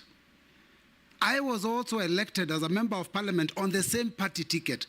I was not involved in any issue to do with with a court case. Neither was the party, because the party decision would have been taken at the national election, the NEC Executive Council. So when he says that the Wiper Party took him to court, he's being economical with the truth. I do agree that the senator of Machakos, who was also a Wiper member, may have been involved, but not the party. I would like to see some evidence that puts the party in court against him. Let's settle that the senator who went to court belonged to Wiper Party, but it may not have been the Wiper Party that took him to court, so that we make progress. Who are the parties to the case? You say you have the case? Yes, it was... who was the plaintiff? It was Senator Mudama. Yes. And to Senator Mudama, and when he went to court, he said he represented the views of his party and the party machinery. So I withdraw, and so we leave it as Senator Mudama. And but you see, Mr. Speaker, sir, yes. This was done because, from my perspective, I may be wrong. It was felt that if Mutua is able to achieve this greatness, then it will deny others clout. And I'm saying I may be wrong. I'm just saying that I felt that the reason that was stopped is because it was felt that I needed to be put in my place so that check. I do not overtake other leaders in terms of supremacy. So I just feel that it shouldn't have come to that. Point of order. Yes, Deputy Speaker. I hope that the nominee knows that you're actually under oath, so you risk perjuring yourself. You do realize that. Free legal advice. Dawood. Can the nominee confirm he was chosen on which party in 2013? Was it Wiper or any other party? He already said he was elected on Wiper. Okay, let's make progress.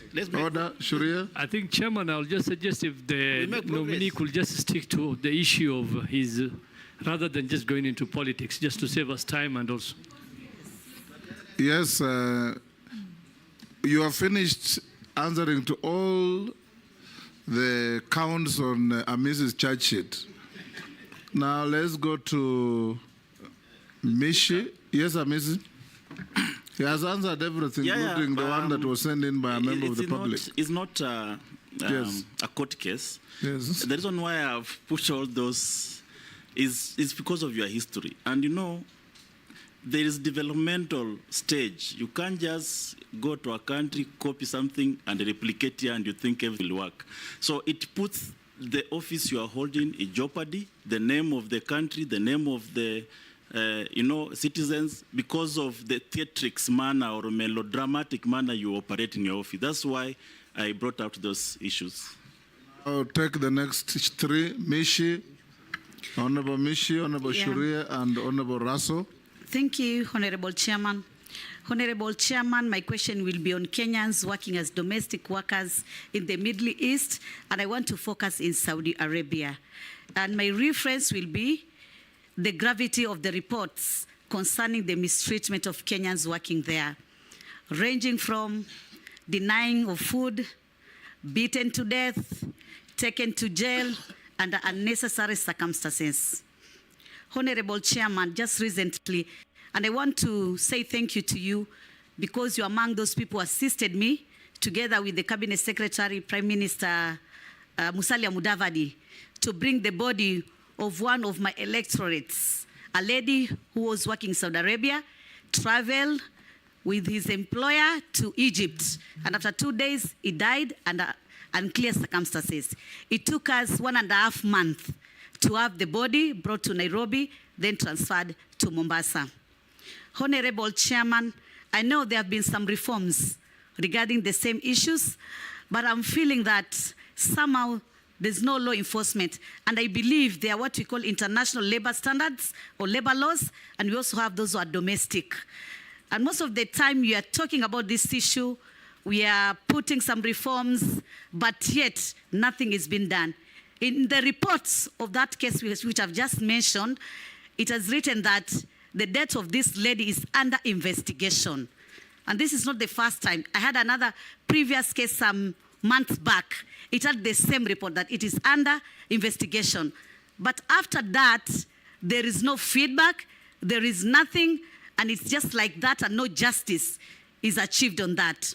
So my question is, do we have some protocol where should be followed in case of such unfortunate happenings that the family maybe need to follow so that to ensure that they get the body at good time? For us as Muslim, you can imagine she was a Muslim and she had to stay in mortuary for almost 1.5 months for her to come back to Kenya.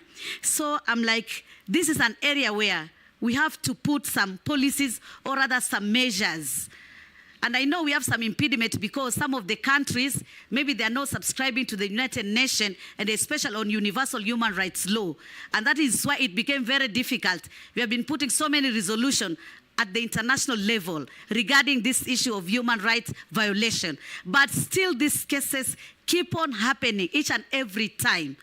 And yet we don't know. This family, they're just there. They get the body, nothing is being told to them, and sometimes even they don't get the belongings of that person. They just receive the body, and that is all. Some of them, they're denying their passport. The passports are confiscated. Some of them, they're rendered jobless. They had to go and sleep in the mosque and in the street in Saudi Arabia. So I think this is a matter which you really need to deal with. My second question... He can only do so if he's confirmed. Yeah, if you are confirmed, that is. And my second question is a plan to address the challenges faced by online job seekers in Kenya, utilizing the Ajira platform which the government of Kenya Kwanza has initiated. But I know it has been marred by so many challenges from digital infrastructure, especially in the rural area, lack of digital literacy, fraudulent job seekers, job offers, whereby our youth have lost millions and nothing is being done on that. What kind of intervention will you implement to tackle these challenges and ensure equitable access to online employment opportunity to all our Kenyans and also protect them from these fraudulent offers? Thank on you. a light note, because now maybe you're going to be confirmed as Waziri for labor and social protection. Kenyans are thinking that you should minimize this drama, especially on your marital status, because somehow they can jeopardize your character or put you in a very negative situation. Because now we want to see that even our cabinet secretaries are very young. You asked about opulence. Order, Mishi. Yes. I think there is no requirement for one to be married to be considered for public office in this country. I'm saying that drama, there'll be some drama. You have talked about opulence. You talked about opulence on Murchumba Murkomen. You talked about opulence on Honorable Jogo. This committee will not open anybody's bedroom. Shuria,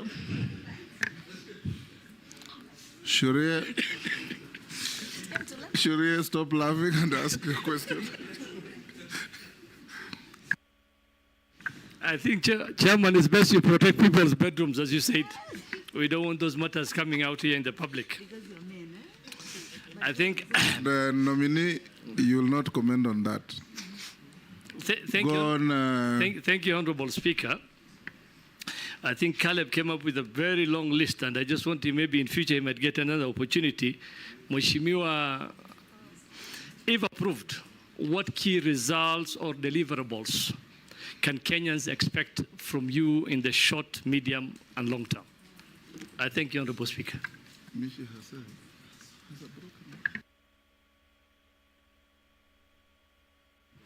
Honorable Raso, and then Mule. Thank you very much, Honorable Speaker. Honorable Alfred, you are the governor of Machakos, and also you are government spokesman. During those two stints, we were able to follow you. You were able to publicize what you are doing. the government agenda when you are the spokesman.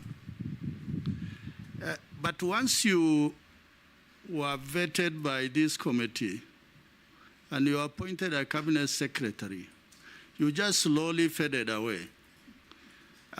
Is it that maybe it is comfort zone to be a cabinet secretary? Or the dockets that you occupy were not really engaging? Because Article 152 clearly says what is cabinet. The president, the deputy president, the attorney general, and 14 to 21 cabinet secretaries. Those are the people who run government. And because of your background, we expected you to really support the government you are serving, particularly in advising them on the area of communication, because your PhD is on communication. So maybe you will comment on that. Honorable Speaker, I need to ask something on labor. Not preamble, because I am just asking two questions because of time. Go ahead, go ahead. Thank you, Honorable Speaker. Honorable Alfred, my second question, we had two generals in the army, the late General Mlinge, General Mahmoud. During the army recruitment,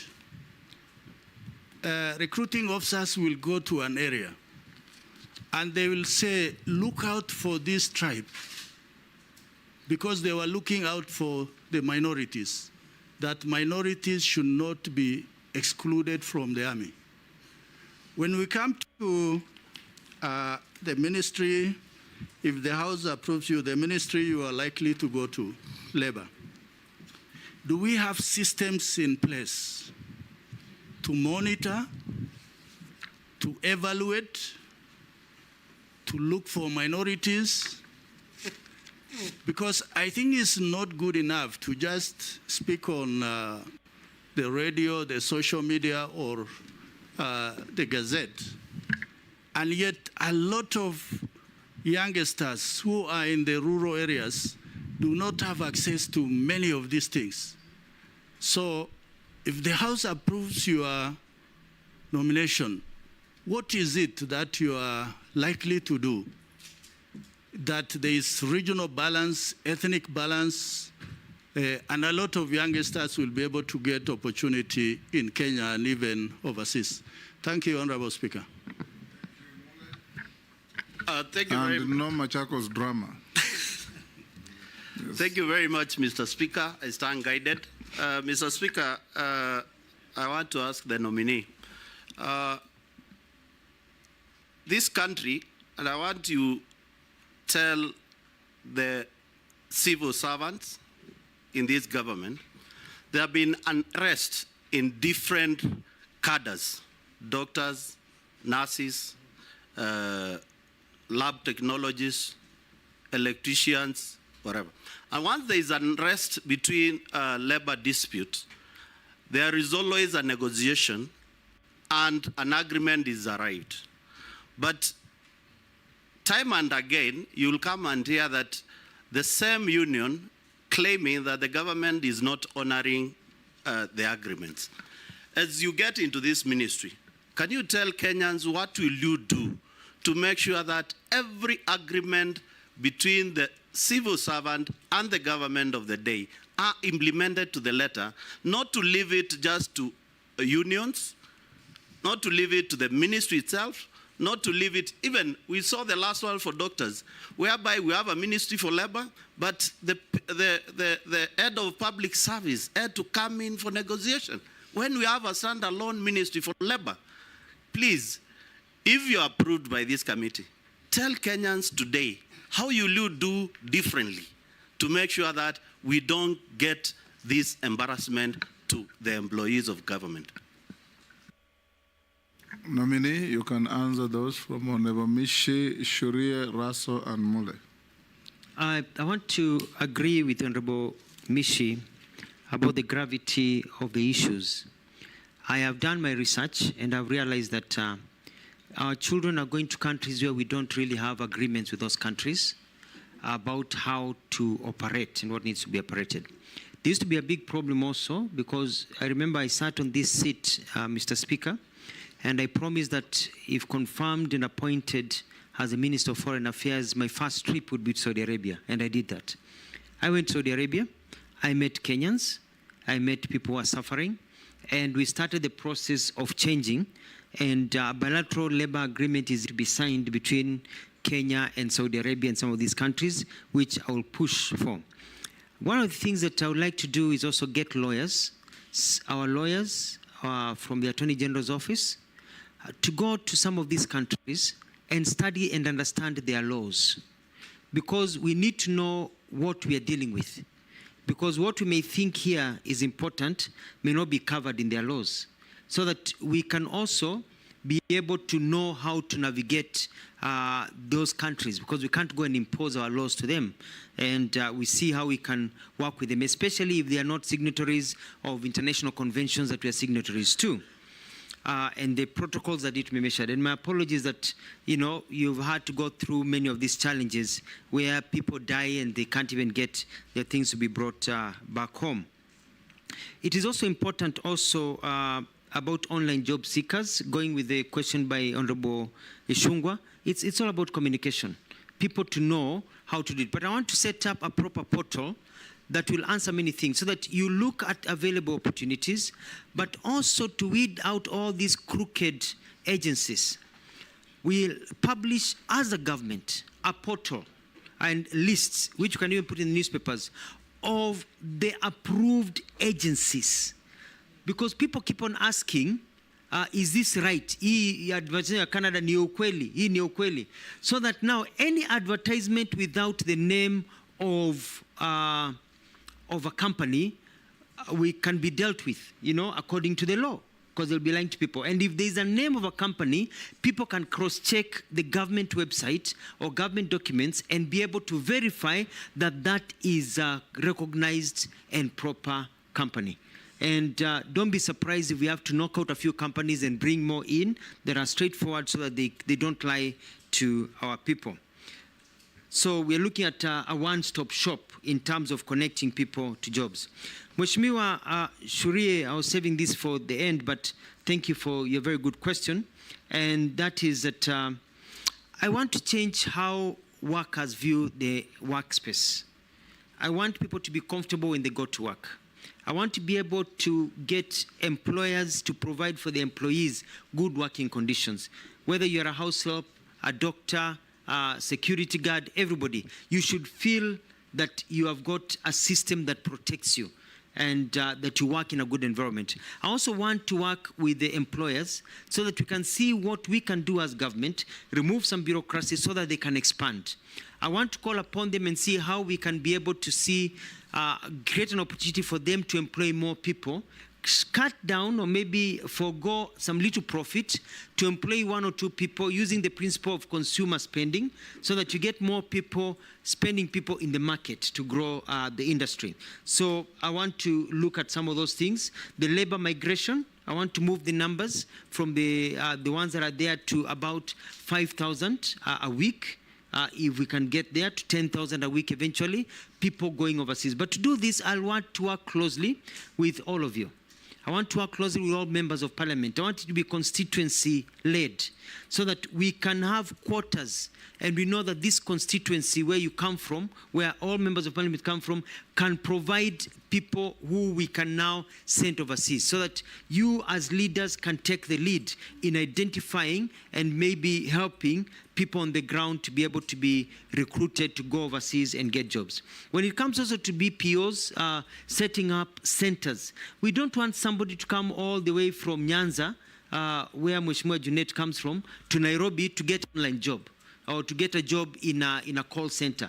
We'd like to set up call centers in every constituency so that you can be able to see how it's working. Because now with internet connectivity, you don't need to be in the big cities for you to be able to get some of these opportunities. When it comes to Employment Act, we need to overhaul the Employment Act. We have offices across that will need to look at how they perform and how they work. And I want to motivate my staff to work well. And the issues of social protection. we have to ensure that our people do not fall through the cracks. We want to be able to provide opportunities for our people so that COVID has taught us when there's hardship, there's something to be able to fall back into. In the United States, in Australia and other developed countries, there's even money given to people who are unemployed, unemployment benefit. We are not there yet, but we can start putting the structures to get there by getting a lot of these laws and policies that are pending to be fast-tracked so that we can increase entertainment. Mheshimiwa Caleb talked about my interest in the film industry. And, you know, Hollywood was not built by money from donors, but by money from entertainment. And this is an area we can galvanize on, you know, get the entertainment sector to grow in our country. It can be a huge employer. The sports industry, I'll work with many of my colleagues to ensure that there's job creation, because as a Minister of Labor, we are cross-cutting in terms of ensuring that people are able to work. There's a question about equity and expanding government. And one of the things that I'd like to do is that we have to start publishing data that shows the inclusion of everybody in our government in different areas. I think that is critical, so that people may have the idea that they are not included. It's good for them to know that they're included. So that's one thing that I'd like to do, is constant publishing of data. There was a question about, Shri asked me about the question, or Raso, Mheshimiwa Raso, about comfort zone. I'm not in a comfort zone. But you see, when you're a governor, you head your own government. So you can shout as much as you want. When you're a government spokesperson, you have the authority to speak as much as you can. When you work as a cabinet secretary, you are also toned down kidogo, because you're working for a boss or bosses. But I think the lessons that we've learned is that we really need to communicate. And I want to promise the country that you'll see the Mutua who communicate much more, especially in this new docket, if confirmed and sworn in. Thank you. Lastly, Mr. Speaker, Mheshimiwa Mule had a very good suggestion. Thank you very much. And the civil servants' unrest and the work conditions. The Labour Ministry will be dealing as an arbitrator, even looking at the public service and holding the public service to account in terms of what they do in terms of these agreements. I saw it in Machakos. As soon as I enacted the agreement that we had agreed on, the nurses and doctors were very happy with me. They took their riots elsewhere.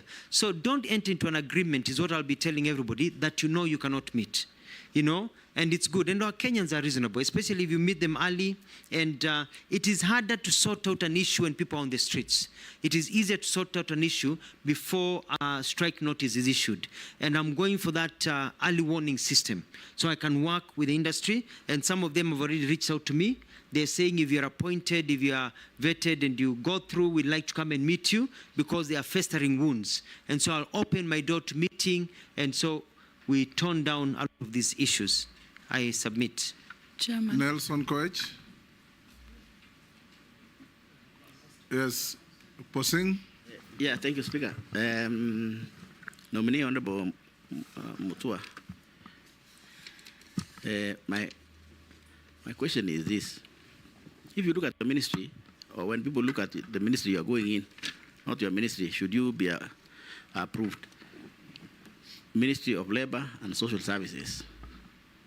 People only see the minister. There's an argument that people only see the minister during strikes. So it's almost being called what somebody told me. It's called a strikes ministry or a firefighting ministry. That's the only time people can be able to engage or see the minister for this Ministry of Labor and Social Services. Honorable Mutua, tell Kenyans who are watching you and us and this committee to be able to look at how to analyze you for suitability in accordance with Section 7 of the Act. What else is expected of this ministry that Kenyans don't know? Maybe they have not been communicated, or Kenyans can expect from you, so that they don't see Honorable Mutua today in the vetting. Should you be approved? They only see again Honorable Mutua during what? Firefighting, when there's a strike in this country, then they see, oh, there's somebody called Mutua. What else will Kenyans expect out of you, Honorable Mutua, within your ministry that is not of strike? Thank you, Speaker. Kikaria. Thank you, Chair.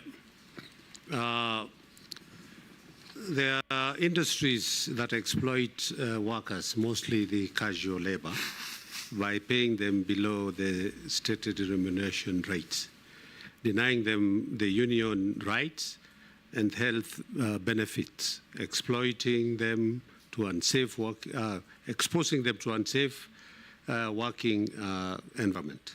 What measures will you take to address this? And secondly, it's about the street families. Now with the new constitution, we used to have the Rehabilitation Trust Fund, but that was run under the Local Government Act, which is no longer in force. But the street families keep on growing day by day. What action will you take first to reduce these numbers or even to address, because most of these families, not that they don't have, you find kids on the street, but they go back home, or even now find a family, a mother with children on the streets. So what are you going to do to address this very, very needy issue that we need to take our kids back to school? Thank you, Honorable Chairman. Answer those two quickly. Thank you, Mr. Speaker. I'd like to say that in terms of labor and social protection, I agree with Mheshimiwa Kosing that people only seen when there are riots. Now, I'm going to go around this country. I want to visit all the constituencies to talk to Kenyans and especially young people about the opportunities that are there. Kenyans are not lazy. Our young people are very active and very smart and very sharp, but they need opportunities, not handouts. And so I'll be traveling to all the counties. They'll see me. I'll be very heavily on media, telling to them about the jobs, the kind of skill development. I'll also be looking at the working conditions of factories. Do not be surprised if 1 or 2 or 3 factories are shut down because of poor working conditions that go even against the international tenants, because we have to make sure that our people are respected in the way they work. In terms of even employment and the benefits, there's the issue of the 6% increment that the president offered that is still pending, and it's I think it will be on my desk. I'll be able to sit down with FKE. I've had a chat with Kotu, Mheshimiwa Atwoli. I've talked to the employers. We're looking, and they have told me all the problems as I was doing my research, and I'll be able to sit down, bring everybody together, and gazette in the salaries that they deserve because of the state of the economy, and be able to improve that and make sure that those are met. So I'll be very, very active, Mheshimiwa, and I think you'll be very proud of me and the work that I'll be if I'm confirmed. Mheshimiwa Gikaria, I think I've answered the same question because it is important for us. Now, in street families, I was very active when I was government spokesperson to try and work on a system of removing street families and rehabilitating them. I want to go back to some of the programs that we started at that time in the government of Mwai Kibaki. And my investigation has shown that it has become a normal, normal process. I've looked at the different acts and laws that are there, and it's all about implementation. We are going to set up a target as a country and say that by this time, we need to have done A, B, C, D so that we don't have street families, and be able to rehabilitate and even take people back to the countryside where they came from so that we can reunite them with their families, so that people can continue working with their families the way we are doing in the children's sector. Instead of taking people to orphanages, we reunite them with the families. Mheshimiwa Mbui will be very happy to know that we are building, we want to develop a model rehabilitation center in Mavoko, which is very close to Kadiani. That you are building? A rehabilitation center in Mavoko. There's 20 acres there. I'll be sourcing for funds from development partners and others so that we have a place whereby these children can go before they are taken back to their families to be trained and taught, and also growth and a follow-up system so that we remove them. It is quite sad, like now it's very cold, to find people suffering in the streets, and we'll need to put up shelters that they do in other places whereby people can go and receive some food, and that's safety net for the very poor in our country. I submit. Chairman, I have one stressing, just one, a small one, very stressing. Yes. All of us as a country. Kuna hili swala moja, waziri mteule, iwapo utachaguliwa katika wizara hii ya wafanyakazi, kuna swala nyeti ambalo wafanyakazi wa EPZ walijiunga katika chama cha wafanyakazi, na hivyo sasa kufikia sasa wafanyikazi 4,000 wamefutwa kazi katika viwanda viwili vya EPZ huko eneo bunge la Changamwe kwa kujiunga na chama cha wafanyikazi, na hata wizara yako ina taarifa hiyo. Kwa hivyo tunaomba iwapo utaweza kuchaguliwa uangalie swala hili litaweza kutatuliwa na kuona haki za Wakenya hawa zimefanikishwa. Asante Mheshimiwa Spika. Yes, Owen. Honorable Speaker, the nominee, briefly, just tell us about your vision for the NSSF. I think it is an area that has not been touched. Daud. Thank you, Mr. Speaker. If you're confirmed, how will you pursue qualifications, equivalency, so that our qualified Kenyan professionals can move across the globe and sort the menace of unemployed professionals such as doctors and others? This is a question from one of the Kenyans. There's one. Thank you, Honorable Speaker. Just a quick one. Nominee, National Employment Authority. No wonder you didn't know whether it exists. Actually, it is somewhere in Kasarani. Just in case you are confirmed, it must be at a central place where all Kenyans will be able to access it. Chair. Just one, Mheshimiwa Speaker, just one from a Kenyan. On the collective labor bargaining agreements, wondering why they are never implemented, and that's what makes workers keep on seeking attention of the authorities every other day, and especially the presidential pronouncements on Labor Day. There is always an increment, but it's never implemented. Like last time is 6%, is it 8%? But up to now, it's not been implemented. So what difference are you going to make in that regard? Chair. Someone is asking, there are quotas for people living with disability in the constituencies for a certain number of people living with disability to get the stipend. And the question is, where do we take the rest in our country? Just like the old who, when they turn 70, it should be automatic upon medical confirmation, then all people living with disability in our constituencies should be taken on board. And the last question is, kindly ask Alfred Mutua this question. Upon confirmation, you should go to those foreign countries and negotiate with tech companies to allow Kenyan citizens work for them from Kenya without using VPNs and residential proxies. There are a lot of job opportunities in the tech industry, but we can't access them due to location restriction. There are very many, from transcription, captioning, machine learning, data entry, chatting, software development, etc., instead of exporting labor. Yeah, Chair. We must. Thank you. Yes.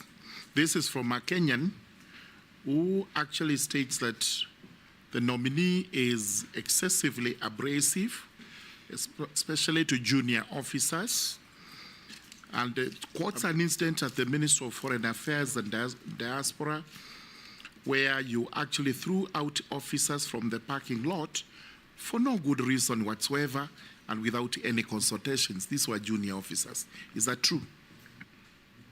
Speaker, just one from the teachers. Yes, Mule. This is from the teachers' fraternity in Kenya. They are asking, let them, you tell them how you will avert the incoming strike, because you have said you want to arrest the strikes before they happen. So they want to hear the mechanism which we'll use when you are approved. Then they are also saying that kindly ask Dr. Mutua, he made pronouncement that resulted up on Kenyan troops going to Haiti when he visited the US. Does he regret making such deals which later landed him in trouble with the head of state to the extent he was shifted to another docket? How true that it is, I don't know, but it's from the public. That you, Mule, you are not being fair to Mutua, the nominee. The Kenyan police going to Haiti was approved by Parliament, so it can't be his responsibility. Yes. Yeah, it's only one short one on. There's a constituent asking about what the nominee will do if approved about those rogue labor officers who are at the ground there, who are compromised by most of these industrialists. Yes, nominee, can you very quickly respond to those? Thank you, Mr. Speaker. I'll start with the Honorable Lesuda's issue about quotas for people with disability. It is true. It is quite unfortunate, and I find it very, in my research, unfair that you're only giving to a certain percentage in a household and not to everyone. So one of the things I'll do is make sure that it is everyone that is covered. And we roll it out according to the finances that we have. It should go to all, not just few. The President has given directives that we increase the numbers by 500,000, and I'm going to make sure that these are captured in there. The other thing is to work also with Parliament to see, not Parliament, but Treasury, the monies that are recovered out of attrition, people die, so they can be rolled into other programs without them having to go back to Treasury and never coming again. In terms of tech, that's what I was talking about, the BPOs. And yes, I'll travel. I'll send meetings. I don't even have to go anywhere anymore because you can travel by Zoom nowadays and get those jobs here. We need the jobs here. In as much as we also want Kenyans to go overseas, we want to have those jobs in Kenya. And so we're going to remove all the bottlenecks, and I'll have a cabinet paper to remove the bottlenecks and provide opportunities for people here. Murugara, you had a question about being abrasive.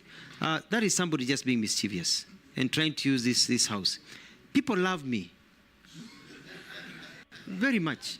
All my employees, you go to Ministry of Tourism, you go to Foreign Affairs, you go to everywhere I've worked, employees love me. Allow them to say so. I'm very, self-declaration. Yes. Because I really care. And I've always talked about the welfare of employees. One time I'm on record asking, inakuasha nini kama mwenzako anapata nyongeza ya mshahara ama anapata cheo nyingine? Inakuasha nini if your fellow worker moves forward? Why do we keep on constraining people so they cannot get promotions? Why does it, that person is a father and a mother to somebody else? So I have very good working conditions. What happened in Foreign Affairs, and Mheshimiwa Speaker, you know, you've served there, is that there are vehicles all parked outside the parking lot, such that it looked like a car park instead of an office, because they have parking lots. And I got in, I said, you cannot have the image of the foreign office where you have ambassadors coming, foreign dignitaries, and the cars are covering everywhere. Looking like a terminus. Yeah, looking like a terminus. And so we said we move the cars away, and the ministry to provide another place for the cars to be parked. And that is what has happened. But you know, people, they don't want change. They want that comfort. And they didn't understand. Now, if you try to take the cars back there, they'll fight you. They'll tell you, no, we like it the way it is now, because it looks better. So it was a good move. That is somebody who is just mischievous and trying to take these opportunities. But I remember when I left Foreign Affairs, some officers came to see me and they were crying. They were sad I was leaving. So I don't understand about being abrasive. I'm very, very polite to everyone. About the teacher strike, Mheshimiwa Mule, I'm going to call for a meeting if I go through this process and meet with them. And I want to tell teachers in this country that I will listen to you. I respect teachers and will iron out. There are no issues, because even if you do a strike, even if you do maandamano, you will still have to sit down. Why don't we sit down early and sort these issues? And I'm very fair, and I'll ensure fairness.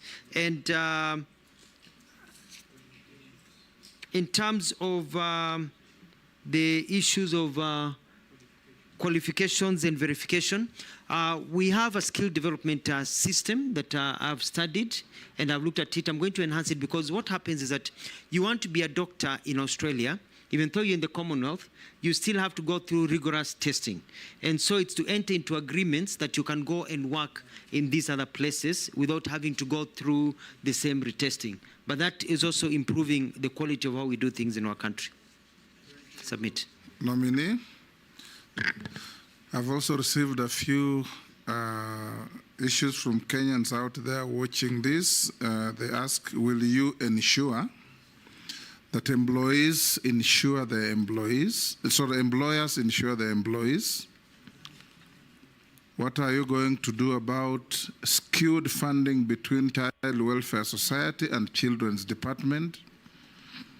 UHC staff who have been on contract for long with half salaries, what are you going to do that? Where some elder Kenyan has said, I think to all of us, where are the issues of older persons in this interview? If confirmed now to you, what will you do for the welfare of older people in Kenya? Another you asked? Okay, Robert asked that. Another person, I think this must be from Naivasha, there are serious labor problems in the flower sector. What will you do if confirmed? Another one says, what will the nominee do, or what does he say about the minimum wage proposal of 30,000 for security workers? Another one, and this is says contractual jobs in Kenya don't have retirement benefits. What will you do about it? And the last one, can you consider establishing a National Employment Oversight Authority? Those are a few. Some that I've received have already been raised by members in the committee. Thank you, Mr. Chairman. And as I talk about employment, employers, and ensuring the employees, this is something that I'm going to look at very carefully, because it goes hand in hand with things and with the question that I did not answer of NSSF. And it is important because you realize that if you work for a company and they're not able to provide you enough income to be able to get private insurance, and you're not able to get into the government insurance, then there needs to be a way of plugging it in. We have to be very careful that also we don't scare employers away in terms of the cost of doing business in our country. So it's a balancing act, so I'll be able to look at that. NSSF has a portfolio of about 400 billion, and we want to grow that to $1 billion by being creative in where we invest, even outside the country. We have seen other countries come and invest in our country. They have pension funds, so we can grow money for the pensioners. And also be able to turn around the 3 months that are now the 13 days to 24 hours, so that when you exit, you can get your pension. But unfortunately, Mr. Speaker, if you're not a member of parliament in this country or a senior government official, when you leave, you get nothing. You get very little. So we want to push it such that now, at least we have a system whereby you can be getting 60% of the pension you are getting, not the 3 or 5 or 10% that people are getting, so that your life continues. Si unatoka kazini alafu unachakaa, unaanza kuparara, because your life has just taken a dive, so that you're able to save. But to get that, we need to get a saving culture. Only 3.3 million people in this country have a pension scheme. We have to get that, and there's different initiatives that are there to get the other sectors into saving. And I'm going to run a campaign of encouraging people to save, being asked, well, how much have you saved? It doesn't matter. It can be 20 shillings or 50 shillings or 100 shillings. We need a saving culture, because ujana ukama moshi ukienda urudi. One day, we all grow old. And so if you grow old and you don't have a kitty you've been saving and you've been eating everything, then you'll end up in the street. And the culture nowadays is not like the other one. You know, the Gen Zs are growing up and moving on their lives. They'll not be there to take care of us when you grow old. So I'm going to get into a communication program for Kenyans to know, when you eat something, if you have 3 mangoes, please put one aside and eat 2 for another day, to get that culture. I've heard about the staff of UHC. I'm aware because we piloted that also in Machakos. I'll also be looking into that. The older persons, one of the things that I like to do is look at how we can give benefits to older people. In many countries, you find there benefits. For example, in the United States, where after you pass a certain age, you get a card. That card allows you to even get into some public transportation for free. That even allow you at that particular age to get a discount, so that when you go shopping at a shopping mall, or you go shopping at a center or somewhere, or you go buy something, or if you're seeking a government service, you show your card and you get a 10-20% discount, because you're at an age where you're not earning an income. You're actually using your pension. So I'd like to introduce that, so that our old people have a card that you can use to get a discount. That will cushion you in terms of social protection. I've heard about the flower issues in Naivasha, and the also bulk of these old people, nominee, are in the rural areas. In the rural areas. Where will they get discounts in villages in Turkana? Well, it's also when they seek You'll government pilot services. probably from senders, but also pay attention To the rural areas. Yes, we'll find ways, and but I think the main thrust here is the intention, and the intention is that our older generation need to have a way of cushioning them. They served us; they are our parents. They have taken good care of us. Let's cushion them in the old age and create a system in our country that takes care of them. Even as they go about with the Inua Jamii, that is good, but also whether we can even go further and see how we're working with other organizations, see what we can do.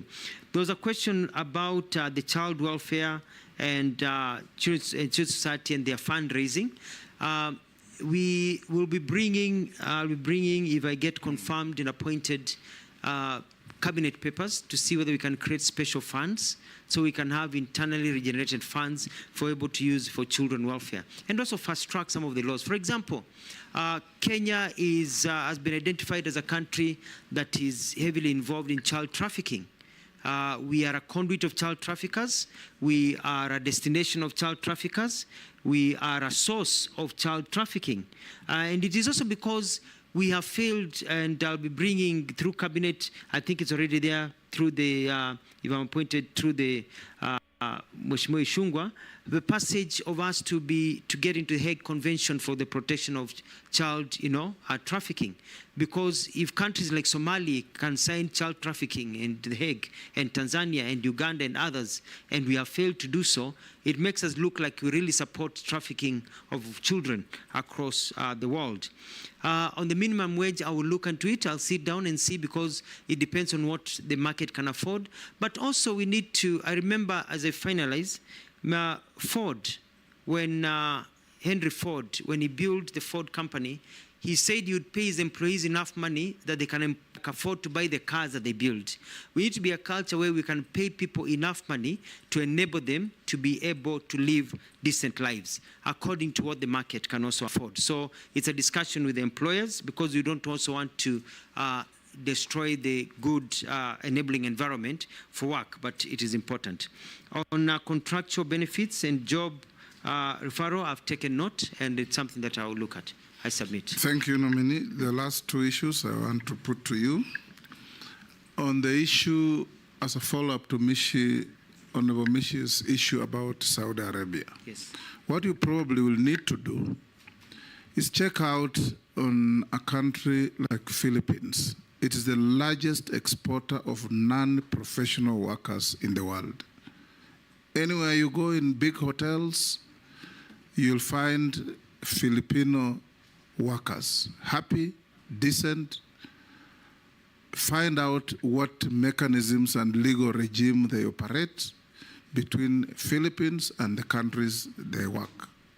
Anywhere you go, perhaps if you go to the moon, you'll find a Filipino worker. The last one, you've talked about NSSF. You can borrow a leaf from our neighbor Tanzania. What Tanzanians do, all the big money held by NSSF, they have engaged with the Minister of Foreign Affairs, and instead of government buying property as missions, it's NSSF that buys those properties and owns them. So the government then pays NSSF rent at source. You reduce yourself from the problems of foreign exchange, and instead of paying foreign exchange to another country, you're paying in local currency at the rates of those countries to your own NSSF. So even the rate of return on the investment is excellent. You may consider engaging NSSF to do that. I'll end there, and after we finish, you will see our secretariat. They have some mismatch with your documents so that you can put them in order for the record. I want to ask you a few last questions. Do you have you ever been mentioned adversely in any integrity-related report or investigations? Forget about your Machakos shenanigans. No, I have never. Yes. Do you hold any leadership position in any political party within Kenya? No, I do not. What is your net worth? Net worth is 462 million shillings. Made of? Made of assets that I have, like homes, land, where I do some bit of farming, and a few businesses that I have. Thank you. Thank you, Alfred. Make sure before you leave, you sort out your documentation with the Secretariat, so we can release you to go back to your other duties.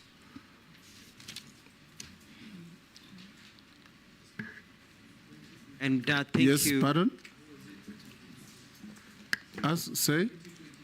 Yes. Oh, sorry, yes. You appeared before us in 2022. How much were you worth then? I think that's a serious omission. I was worth 420 million shillings. And today? And, 462.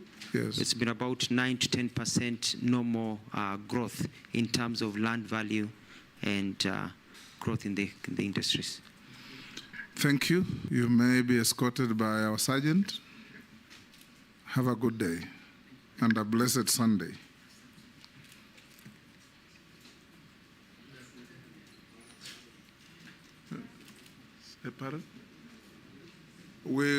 Honorable members, you'll have a 10-minute break to allow the clerks to put the documentation for the next nominee.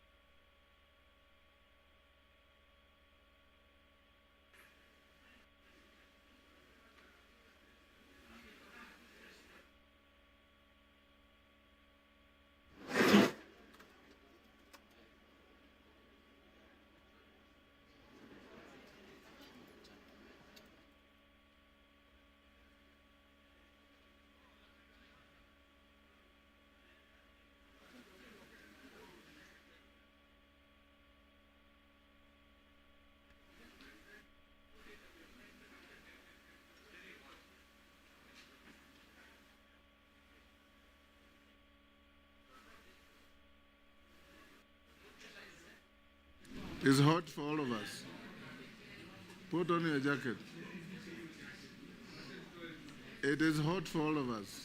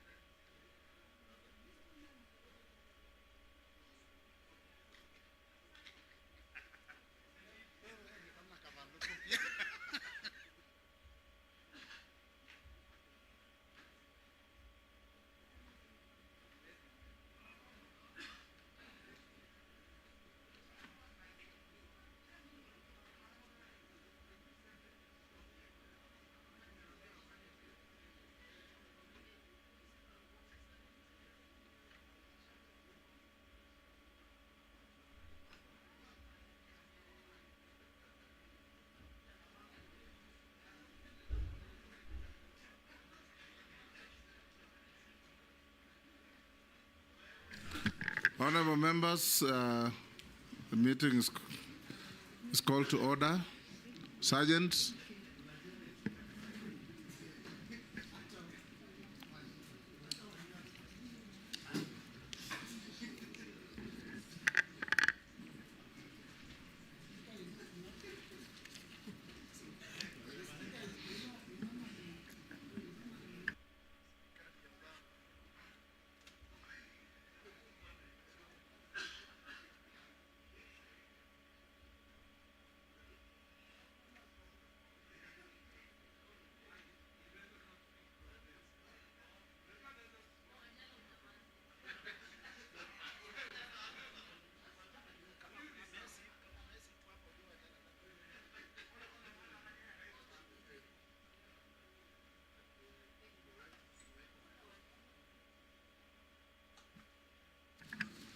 Good afternoon, nominee. Good afternoon.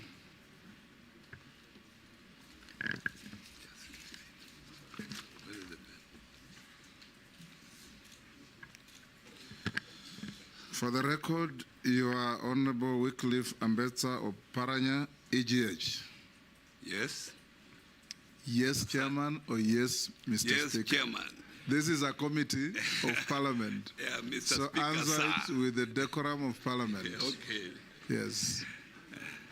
And when you eventually will be asked questions, you answer all of them through the chairman or the speaker. Thank you, sir. Avoid any personal exchange with any member or causing around, even if they are your friends. All of these honorable members are people you have worked or interacted with. Yes. I sat with you in cabinet, I sat with you in parliament, but this is the committee of appointments to deal with issues of persons nominated by the president, for the committee to assess suitability of nominees to hold offices to which you are nominated, as Cabinet Secretary for Cooperatives, Micro and Small Medium Enterprise Development. The committee has been sitting for the last, this is the fourth day, and you are our third attendant nominee this afternoon. I am the chairman of this committee as Speaker of the National Assembly. On my right is the Deputy Speaker, Honorable Gladys Boss. Sarah Kyoko is our Deputy Clerk of the National Assembly. I will invite members to introduce themselves for the record. Naisula Lesuda, MP Samburu West. Kimani Shongo. Junet Mohammed. Nelson Koech. David Kosing. Gikaria David. Emma Semery. Abdul Rahim Daoud. Jimurugara. Owen Baya. Robert Mbui. Stephen Mule. Dido Raso. Abdishurie. Mishi Mboko. Rehab Mukami. Caleb Amis Saboti. Good. Honorable nominee, for purposes of these proceedings, members will be referring to you as nominee. That is the title that you hold so far. We will start by inviting you to take an oath. Depending on your faith, we have the Holy Bible, the Holy Guitar for Indian faith, and the Holy Quran. Which one will you swear with? I'm a Christian. So the Holy Bible. There are some Christians who even affirm Holy Bible. the Holy Bible. So be upstanding. Take the Holy Bible in your right hand and recite the oath before you. I, Wycliffe Ambetsa of Paranya, do swear that the evidence I shall give before this committee on the matter under its consideration shall be the truth, the whole truth, and nothing but the truth. So help me God. You may take your seat and sign to the oath.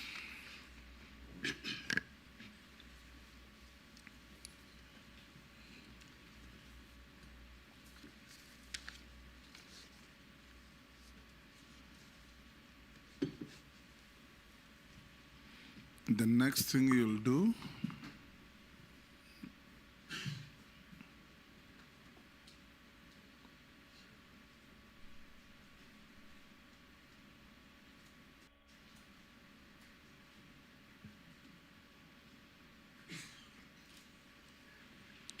give your documents to the sergeant to pass on to the clerk to cross-check between your originals and the documentation in our possession. Now we will start by giving you an opportunity to put on record your name, your educational background, your work experience, and any key competences that you think will make you suitable for appointment to the position to which you have been nominated as Cabinet Secretary. You have under 5 minutes to do that. Thank you, Chairman, Mr. Speaker. Thank you, Chairman, Mr. Speaker, for giving me this opportunity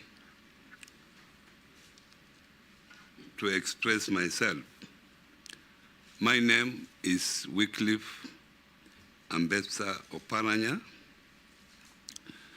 born in Butere, Kakamega County, Butere constituency.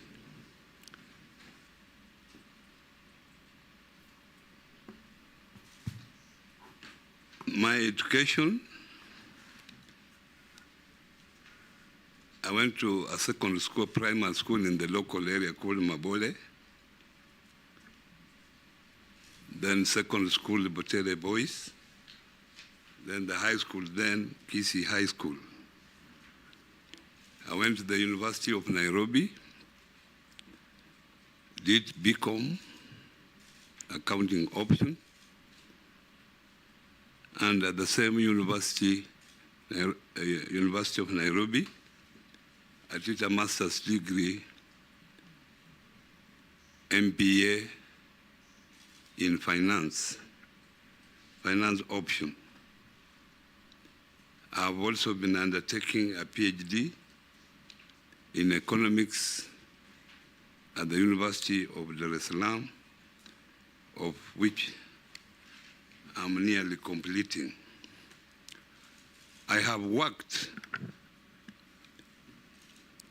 with Ernst and Young, that's where I worked longest, for 15 years.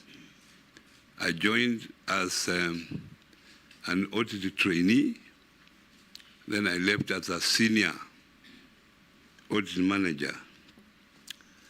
I joined Kenya Aerotic, a private company, doing ground handling, aviation ground handling at the airport, where I joined as financial controller and later became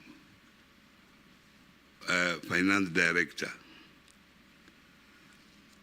After that, Mr. Chairman, I joined politics in the year 2002, where I was elected as a member of parliament for Butere constituency, 2002 to 2007. I was also re-elected 2007 to 2013.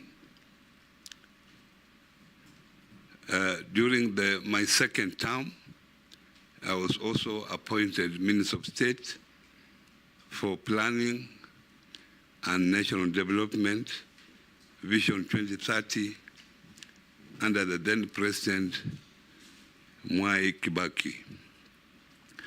During that time, before I became minister, 2005, I was also a member. I was elected by the Parliament, National Parliament, to be part of the Pan-African Parliament in South Africa. In that Parliament, I served as the first chair of Finance Committee during my time, 2005 to 2007. When I was a member of the National Assembly here, Mr. Speaker, Chairman, Mr. Speaker, I also served on the committee of PIC and of Finance. Mr. Speaker, 2013, I was elected the first governor of Kakamega County, of which I served diligently for 2 terms, from 2013 to 2022. When I was governor, Chairman, Mr. Speaker, I also served as I was elected as the chair of the Council of Governors. The year 2019 to 2021, I served for 2 terms of 1 year each.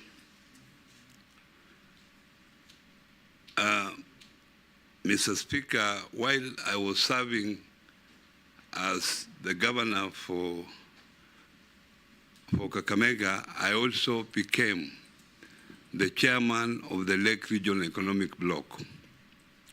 Lake Region Economic Bloc comprises 14 counties, the former province of Western and Nyanza, and in addition from the Rift Valley, we had Bomet, Nandi, and Trans Nzoia, making a total of 14. I was the inaugural chair of the Lake Region Economic Bloc, which I served until the time I left, when I retired as the governor after my mandatory 2 terms. While I was a minister, I launched the Vision 2030 in the year 2008, and I'm happy that I was the first to establish the current Vision 20 Secretariat. And that time I appointed the first CEO of the Vision 20 Secretariat. As you know, Vision 2030 is a development blueprint for this country and is still in force until 2030. I'm happy that while I was in that ministry, I established a very strong monitoring and evaluation section within the Ministry of Planning. And finally, Mr. Chairman, while in the ministry, I also led the first peer review mechanism to be audited, the country to be audited by the other presidents of Africa. And that review was very successful. Their recommendation actually came to pass. That's what I can say about my experience. Thank you. I'll invite the Deputy Speaker to be the first to ask you a question. Honorable Oparanya, in order for the committee to gauge your suitability, I'll ask you one question about your key achievements as governor, and then ask you to give us your vision of this Ministry of Cooperatives and Micro, Small, Medium Enterprises, and particularly on your experience at Kakamega County. As you know, the Constitution mandates the county governments to oversee trade development and cooperatives, and it's a key factor of devolution. So we would like to know what measures did you take to support that when you were in Kakamega County, and your vision for the new ministry if confirmed. But start with your key achievements as governor. Thank you. Thank you very much for that question.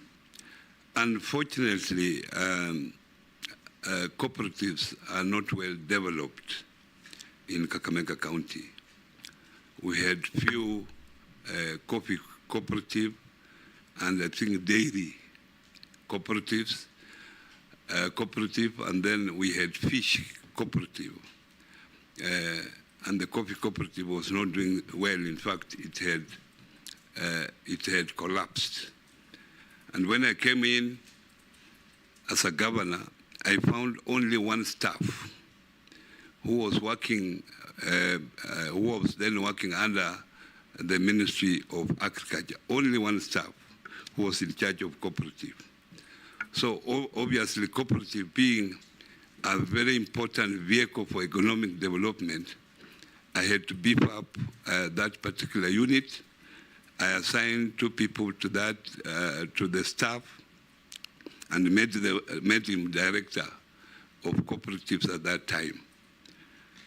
And then from there, I made a provision in the budget, allocation, in order to revive cooperatives in the county. And that time, I made a provision of 20 million so that I could support the 3 cooperatives that were there. And after a short time, because I found cooperatives were very important, I made that particular unit to be separate under a chief officer so that we had a proper focus to it. And as I left, there was actually a chief officer who was in charge of cooperatives. But my people had not embraced cooperatives. We could support them, then because of poor management, resources could be misused. So that's the problem that I encountered when in Kakamega County. Thank you. Majority Leader. Thank you, Honorable Speaker. CS Nominee, Honorable Wycliffe Oparanya,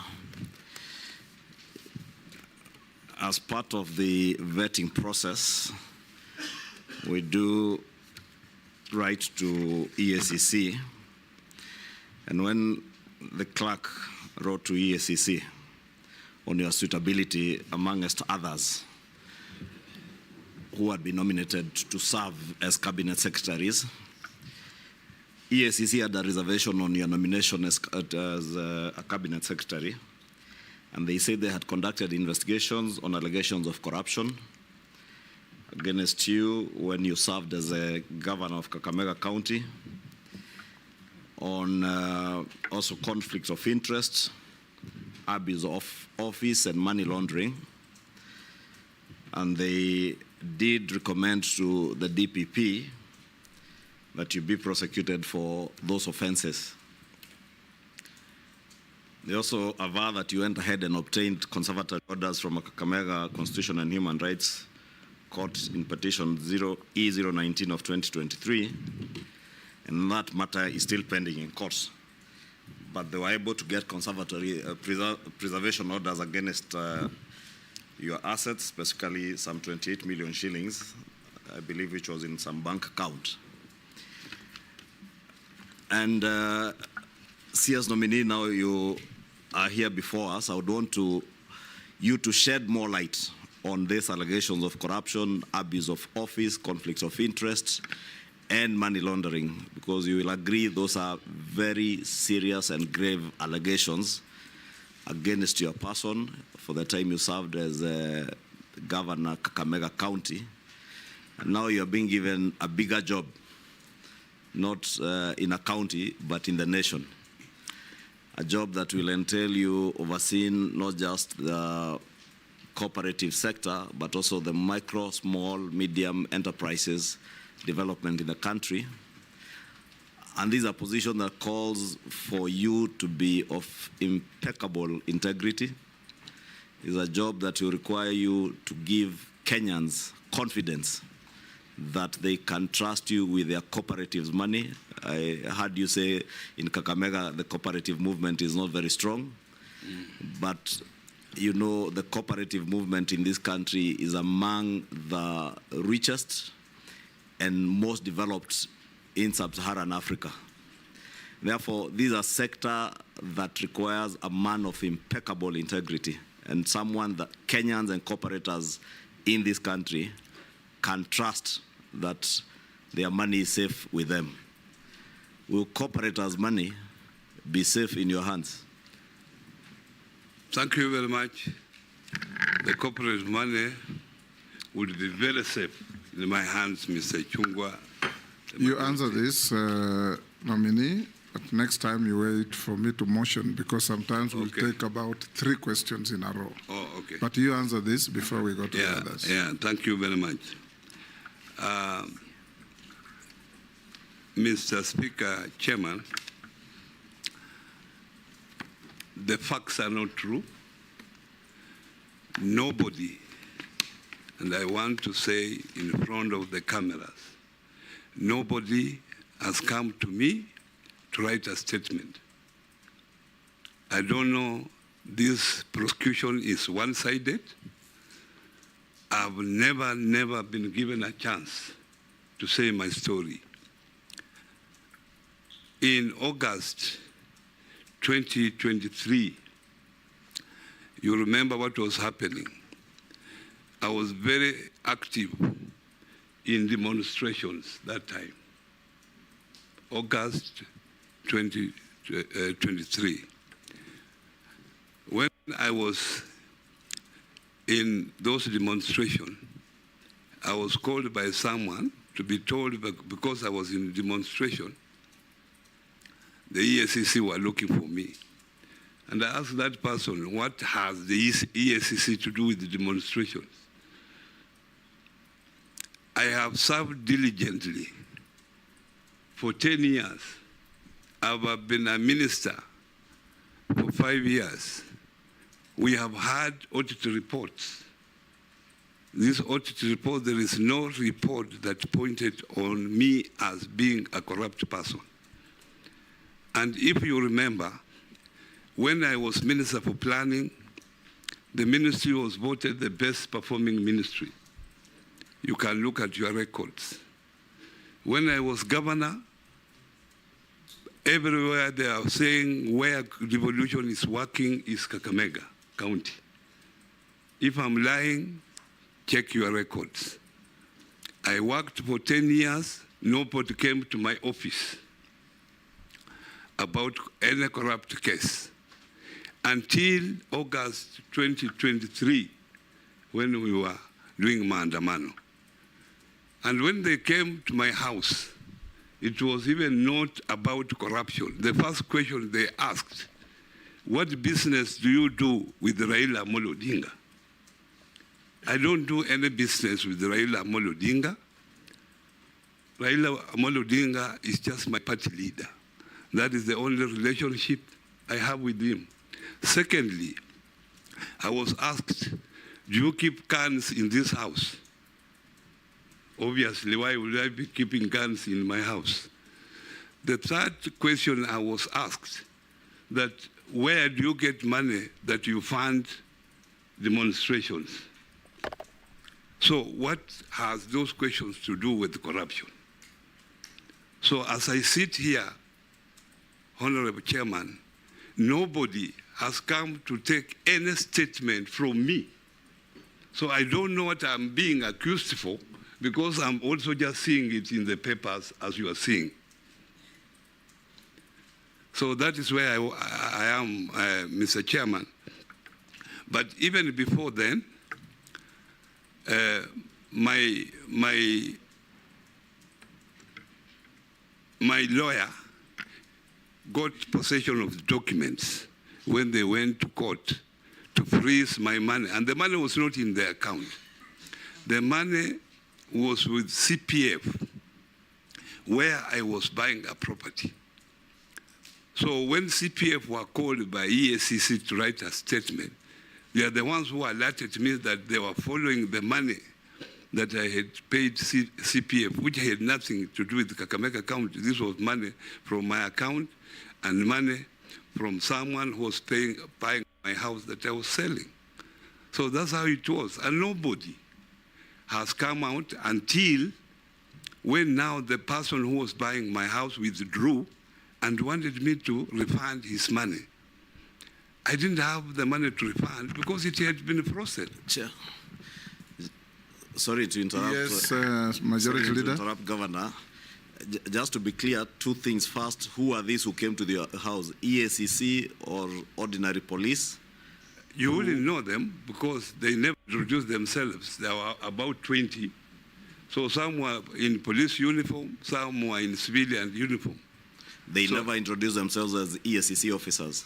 They said they are EACC officers, but I can't remember their names. There was one that introduced himself. The rest never introduced themselves. Then the money you are referring to is this money that is has conservatory orders? Yeah, the money was not in my account. It was with CPF where I was buying CPF, the house. This is a county provident fund? Yes. You are buying a house from CPF? Yes. So you had transferred the money to CPF? CPF. And the conservatory orders were put on the CPF account or on your account? Yes, no, to the CPF account. Okay. Yeah. Jeanette, Minority Leader. Yeah, thank you, Chairman. Chairman, my questions begin from this. Mr. Nominee, these investigations that EACC is talking about, are you saying here on camera on open day that you have never written any statement? I'm saying here in the camera that I have never been called to write a statement up to this moment. So I don't know even what I'm being accused for, because if I knew, I would have explained. But I just read it in the papers like the way you read it. So this file that we are seeing that has gone all the way to the DPP doesn't have any of your statement? Can you go and check that file? I have never written a statement. It will be easier to just answer the question. Yeah. Because even if you tell him to go, he will not. Just answer the question as it's asked. I have no statement in that file as I sit here, unless I will have it tomorrow. So, these conservatory orders that you applied for in Kakamega, what made you apply for it? I applied for it because my family was harassed. Yes. And because the way these people were asking me questions about the guns, about my relationship with my party leader, I got scared. And the way they harassed my children, they took their phones. I didn't know what was going to happen next time. So I decided, why can't I go to court to protect me? And that's why I went there. And according to the Constitution, I'm not supposed to be searched in the house. It is there in the Constitution. So I was using my rights. You can be searched, but with a court order. Yeah. Yes. If they come with a court order, they can search. If they don't have a court order, it's another story. Okay. Thank you. I rest my case there because I'm really surprised that you're saying you have never recorded any statement. I have never recorded a statement. That is information that I really wanted to know. Yeah. Secondly, now my other question is, now you are going to the position of Cabinet Secretary of Cooperatives. If confirmed. If confirmed by this committee. Yes. And your profession, as you have said, is accounting, which is much in relation with that work. There is the SME, micro and small medium enterprises, which is the backbone of this economy. That is the group that drives this economy. What do you think, what measures will you put in place to make sure that these SMEs survive the current economic situation that is going on in this country of high interest rates and other things? Secondly, the famous, and unfortunately me and you are on the same line, before elections and after elections, until now we are found together in this place. How will you handle Hustler Fund? It's in that ministry. What do you think you will do? And you know the way we opposed it very well, me and you, on the streets. Chair, maybe before he answers that, in relation to the question Jeanette asked, the investigations by EACC, you say you have never recorded a statement, okay? Are you aware if any of your former colleagues or staff at the county government of Kakamega have recorded any statements with EACC? And lastly, has the Office of the ODPP, Office of the Director of Public Prosecutions, ever contacted you in relation to this matter or prosecuted you? I only know if any member of Kakamega County recorded a statement, because I'm no longer a governor. So I only know the movement of staff from Kakamega to here and back. So that one, I will not commit myself that I know. However, I know one of my colleagues who was called to record a statement. Chairman, on the same, just briefly on the EACC, have you ever been to EACC offices, the headquarters here? Yes. In October? Yes.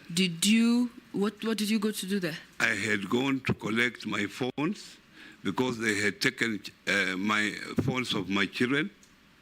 My children were crying, they want their phones. So I followed them to go and collect the phones. And when I went there, they kept me waiting. They were saying they were scanning the phones. And later, after some 2-3 hours, they returned me the phone. That's what took me there. So while there, you did not write any statement? I didn't write any statement. Did you get your phones back? I got my phones back, except the computer. And the ODPP has never contacted you that you're supposed to be charged for any offense or you're supposed to be taken to court? He has never contacted me. The first time that I was contacted was early this month, around 8th, 9th there, when my lawyer told me that he had received a letter from the DPP that I have no case to answer, according to him. Let's have... yes. Yeah. You talked... the Hustler Fund and your previous pronouncements against it. Now that you are going to be the line minister, I think that's what you have been asked. I know I was among the people who are opposed about the Hustler Fund. And I had not known the facts about the Hustler Fund until now. I've been briefed about the Hustler Fund.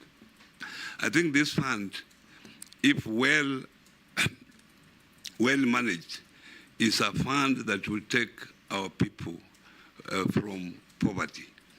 The only problem through my briefing, the only problem is that this fund was launched in a hurry without proper legal structures in place. And in the process, the Treasury allocated 13 billion Kenya shillings. From those 13 billion, because of borrowing again and again, that figure has gone, the turnover has gone to 55 billion. From 13? From 13. And out of that 55 billion, 21 million people have been involved in the repeating borrowing. In the process, they have been able to recover 45 billion. 43 billion, sorry. It's a revolving fund. It's a revolving fund. So in the process, there is 12 billion, which has not been recovered. But they have a strong, there is a very strong infrastructure, digital infrastructure, that they are able to determine where the 12 billion is, who has the 12 billion. The only problem is that there is no legal framework to recover that particular amount. You know, Fulisa is when you take Fulisa, when you load your phone, then the money is recovered automatically. But the digital infrastructure they have does not do that. It waits until the 2 weeks. If you find favor and you are confirmed, I have not been asking questions, but just a follow-up until the end. If you are confirmed to take up this docket, what will you do then to have a better system to manage this fund and avoid leakages and losses? First thing I should admit here that the intention was very good, because this fund was supposed to address market failures at the lowest level, lowest pyramid. That person, even leave Mama Mboga, leave Boda Boda, the person below, even those people, the person who could not even afford 500 shillings. So it was supposed to address that. You borrow the money, and then you repay. When you repay, you get a credit score. So after that, then if you have borrowed like 500, you have refunded. You can now borrow 1,000 and you refund. In that process, your score improves. So you can continue borrowing until those who are borrowing properly, now they can borrow up to 1 million shillings. So the intention was good, but unfortunately, there was no legal framework. So if you approved my nomination, the first thing I will do is to make sure that there is a proper legal framework. There is a board has just been put in, but there is no even staff. So to ensure that there is staff that will manage this particular fund properly, because this fund, the goodness is that when you borrow, 30% of the money you borrow goes to savings. So it encourages savings. And at the moment, even the savings now have reached about 3.1 billion. And savings are very critical. It has also the element of retirement benefit. They have even now put there a benefit of health care. So if well managed, Mr. Chairman, this is a very useful fund. I will take a cohort of 3. Naisula, I believe the first one was a point of order. Oh, yes, it was. Yeah? It's because it was in the public knowledge that he went to EACC in October. So let I'll me give ask the you question. Yeah. Naisula, Koech, and Kosing in that order. In fact, let's go up to Kikaria. Okay. So, So Honorable you take Paranya. note, then you'll answer them in a sequence. Honorable Paranya, just speaking from you, what you've talked about the Hustlers Fund, as it is now, or as it was, we used to have the Women Enterprise Fund, the Youth Fund, Uwezo. And I'm actually very keen on the Women Enterprise Fund. when we move the women, and you know there are rural women who don't even know how to use these gadgets. There are some who don't even have smartphones. But the kind of business that they're doing, huko mashinani, they really need this fund. And as an MP, because we oversight these funds and we are also patrons, we've been giving them a lot of loans. But now you're moving them to a digital space. You've not done, not you, but I mean, we have not done enough sensitization. It is really limiting. I'd like to pick your mind on that. And then there is very little is known about the Micro and Small Enterprise Authority. It's called MSEA, which is domiciled in the ministry headquarters. They have a ready clientele of more than 7 million MS, the small, medium and small enterprises. What measures can you put in place to ensure that the authority is well resourced so that it becomes more vibrant and more visible? They might be doing a lot, but rarely will their work be profiled. And lastly, what plans do you have, if approved and confirmed by the National Assembly, to reach the unreached in terms of cooperatives? You know, some people think that cooperatives is a monster somewhere. And many Kenyans, especially in the rural and interior parts of this country, have no idea about cooperatives and what it does. I have a text message from a Kenyan who says, I don't want to ask later something from Kenyans, who says that when you were COG chair in 2019, nurses went on strike for 2 weeks and their salaries and statutory deductions and loans were never paid to date. They're asking, they didn't see leadership then when you were chair COG. They're asking whether you find yourself suitable to come again back into leadership. Coach. Nominee, mine is straightforward. How will you address the issue of punitive practices by digital lenders towards MSMEs? Considering, Come again. How will you address the issue of punitive practices by digital lenders towards MSMEs, considering that while these lenders provide accessible collateral-free loans, they often charge exorbitant interest rate and lead to debt distress. Number two, on a lighter note, Honorable Speaker, is to commend the nominee for his good taste. Recently, it's been a media sensation, and I applaud his good taste on nice things. Thank you very much. Thank you. You don't have to answer that. Deal with his first question. The next member, Posing. Thank you, Mr. Speaker. Honorable Goy should have elaborated what are good things or nice things.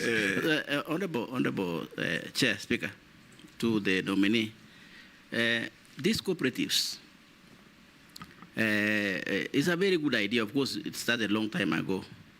But these cooperatives are only centered around metropolis or towns or Nairobi, and maybe to few products like milk, little bit milk, but mainly coffee, you know. And the bulk of the population, Honorable Speaker, is in the rural. 70%, 80% of this country is rural. So, Honorable Baranya, should you get the favor of Parliament, how will these cooperatives, reach our people now where the population is? And number two, and lastly, Hustler Fund.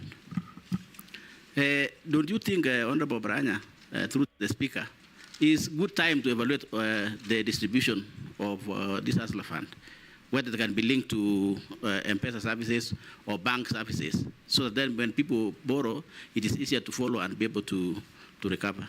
Thank you, Chair. Gikaria. Honorable Gikaria. Thank you, Chairman. To the nominee, the constituency industrial development centers. These were key elements that were going to boost productivity and employment. A better business environment and enhanced enterprise skills. Given the budget constraints that have hindered the implementation, what measures will you take to ensure that the ICDCs effectively create employment opportunities and support the SMSEs in the constituencies? Thank you, Mr. Chairman. Nominee, you can answer those.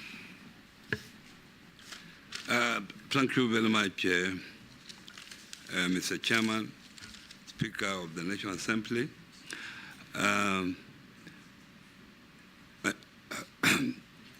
you ask about the Women Enterprise Fund, that it has now been utilized. What I would say is that at the moment, I will not know what they have done on that fund until now I move in to see. But since you have now raised this question, it's one of the issues that I have to look into. But as you know, the world is now going digital. So the only thing that you can do to these women as a member of parliament, I think, is to sensitize them, let them have the smartphones, and there are organizations that can support in that area. I know because I have done that in my own county with the CHVs. They have been supported with the smartphones, and they are able to transact. But I have said I will have to check. Now, the MCs. Point of order, Honorable Speaker. Yeah. Coming? Yeah, to the nominee. Yeah. You know, the Women Enterprise Fund, that money we used to give to Mama Bogas. And those women, they don't know how to use those smartphones you are talking about. And like Nyeri County, Karatina, the women had taken up to 1 million shillings. Now, when they were told again... Each or collectively? Collectively. Each group, because they normally take that money as per, in a group of women. Now, when you say that, now again we tell those women to go back and now start doing those applications through the mobile phone, I don't think that is going to work. And that is why even we were trying to approach His Excellency, because we were feeling those women who had already had a business of 1 million, and here you are being told now to go back and apply for 50,000, I don't think that is doable. Thank you. Lastly, a comment on that, Chairman. And in my view, I think what we are saying is that yes, we need to move with technology, but can it be gradual? And can it be well thought out in implementing the policies? Thank you, Mr. Chairman. I hear you. And not everything is cast in stone. You have raised this issue, and if I go to the ministry, I'm going to take it up seriously. You don't need the president to be involved in such an issue. I think I can deal with it appropriately, because the president has more pressing issues than talking about women phones. Talking about women phones. Honorable Speaker, let him apologize. Women are the pillars of this country. No, I've said. He's answering an isolated question. He's not talking order. He's not talking about women generally. I have answered specific to your question. The president should not be talking about phones. To protect the nominee. Yeah. He had not finished what he was saying. He just said women, and because I'm close to him, he said women and their phones. Yeah, yes. I was Rahab, Chairman. Don't be oversensitive. Chairman, I wanted to tell Rahab that we should leave the president to more pressing issues that affect the country. These issues of women with the phones, this one I can deal with them if you give me a chance. Yeah, why are you nominating me if I cannot deal with such issues? I can deal with it effectively. To the next. Yeah. Yes, Junet. Yeah, I agree with him, but is the nominee insinuating that the gender docket also can be added to here, or what? That is with a light touch. Go on, answer the other questions. Now, the SMEs authority, there is an authority act. And as I have said earlier, these SMEs were scattered in various ministries. You could find some intervention in the Ministry of Youth, some intervention in the Ministry of Trade and Industrialization, some intervention in the Ministry of Water, etc. This is the first time that the president has thought it wise to put them into one ministry. And because now they are in one ministry, the authority is now going to effectively to deal with them.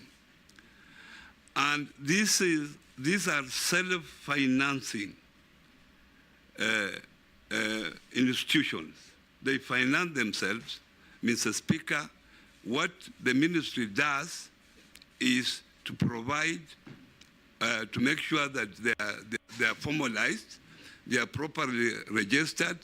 The ministry helps them to register or to formalize themselves from informal to formal.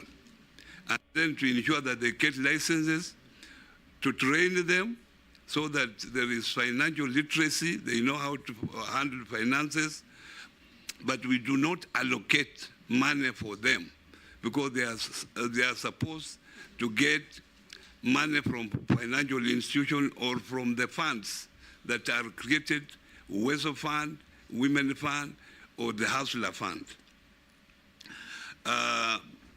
In terms of cooperatives, cooperatives is one of the oldest institutions in this country. Cooperatives in this country started in 1908. It started in Lumbwa there, and it was a dairy cooperative which came up to be the present KCC. So cooperatives are also self-financing. They raise money by themselves. What we do, what the ministry does, is to make sure that cooperatives operate transparently, they are accountable to the members. So the ministry oversees them to make sure that those mandates they are formed for are being achieved. That's what it does. We also help them to access cheap funds, either from these other funds that are there, like the Hustler Fund.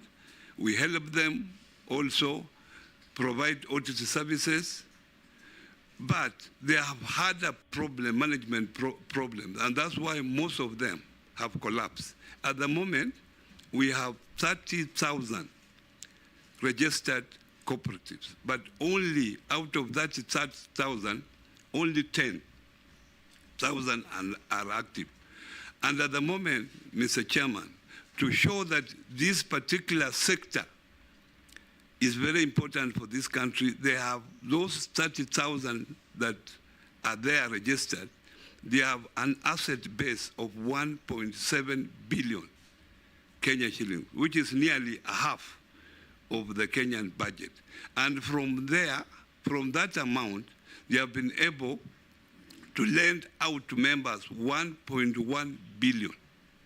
And from that money, they have been able to save 1 billion, which is 30% of the total things in this country. So this movement of cooperatives is very important, and I will encourage members of parliament who are here that this is a time, if you give me a chance to serve in this ministry, I must involve you so that we are able to register more people in the cooperative, because this is the only way that will save this country. And that's why now cooperatives have become a pillar for micro and small enterprises. The cooperative is the base, and the SMEs are the pillar, because the SMEs are able to borrow from cooperatives for their either if they are person for their personal development or for the development of the SME in question. Issues of punitive lenders as raised by Honorable Koech, this is known, it is there, and this is one of the factors that have made most of the cooperative collapse, because they access very expensive loans. They are not able to service those loans. Majority of them have collapsed because of the loans and because of course, mismanagement.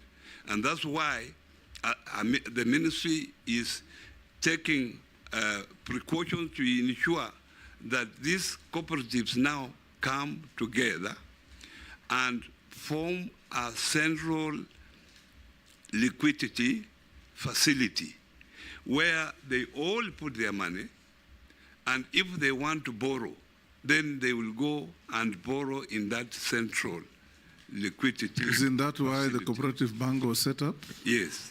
No, cooperative bank operates as a commercial bank at the moment. Why cooperative bank is owned by the cooperative movement, 65% of the shares, but it operates under the Banking Act. It operates under the Banking Act. So it is not treated as a cooperative as such. So it is out of that. But Chairman, because it is owned by the cooperative, it supports cooperative movements on many other issues. Now, Honorable Singh raised the issue of cooperatives are only in towns. I can assure you that cooperatives are everywhere. Now, you have to, actually cooperative, even the mamambokas come together, the table banking, that is part of actually cooperation. That is what graduates to be a big cooperative. But that kind of collaboration, whether in whichever village, and you will find this cooperation is everywhere, even in small villages. But what I think you are saying, you are thinking of a formal big cooperative. I can assure you that if you give me, you are able to vet me, and you give me this chance, I will come to your constituency, West Pokot South, isn't it? And that's where I was born, and I will help you form cooperatives in that particular region. I will sensitize the people there so that they are able to form cooperative. You have talked of Hustler Fund. Honourable members, I don't want to talk much about Hustler Fund. I've clearly committed myself that as I go to the ministry, I will look at the various issues, because a fund like that losing 12 billion in a short period, and this public money is an issue that as citizens of this country, we should get worried of. The idea is good, but the problem was the way that it was implemented. So the last question that I was asked is about constituency industrial development centers. At the moment, I think there was an attempt to have all these industrial centers in every constituency. At the moment, there are about 200 of them that are completed. These centers were meant to accommodate these small businesses, small and medium businesses, so that shared facilities are put in those centers. And people are, the Chuakalis are able to come there and use these common facilities. Because buying sometimes equipment for use, individual, SME, is expensive. And that's why those industrial centers were built, that equipment could be put there, and the SMEs around would come there and share those particular equipment, which was a very good idea. And this started a long time ago, Mr. Chairman, when I was still member of Parliament for Butere constituency, and unfortunately, even up to now, some of them has not been operationalized. And if this was used, obviously, this will create a lot of employment. If the government is able to give equipment and the people can come there and share this particular equipment. That was the essence of constituency industrial development centers. The COG question. The COG that people worked for 3 months Was that in my county or that was countrywide? Because what I know, I cannot say what was happening in other counties because health is devolved. The nurses work for a particular county. Within my own county, the nurses that time, they went on strike. And I met the union members. I asked them why they were going on strike. They said they were going on strike because they were sympathizing with their colleagues who are suffering somewhere in Kirinyaga. But I told them, heaven's sake, you are working for Kakamega County. Why do you sympathize with someone in Kirinyaga? So what I did, I went to court, and court told them to resume work because the excuse was not relevant for Kakamega County. So they never resumed work for 3 months. So I decided that I would not pay them because they were told to resume work and they never worked. So why would I have paid them? And they had not paid. They had not worked. So that's why up to now, by the time I was leaving the office, I had not paid them.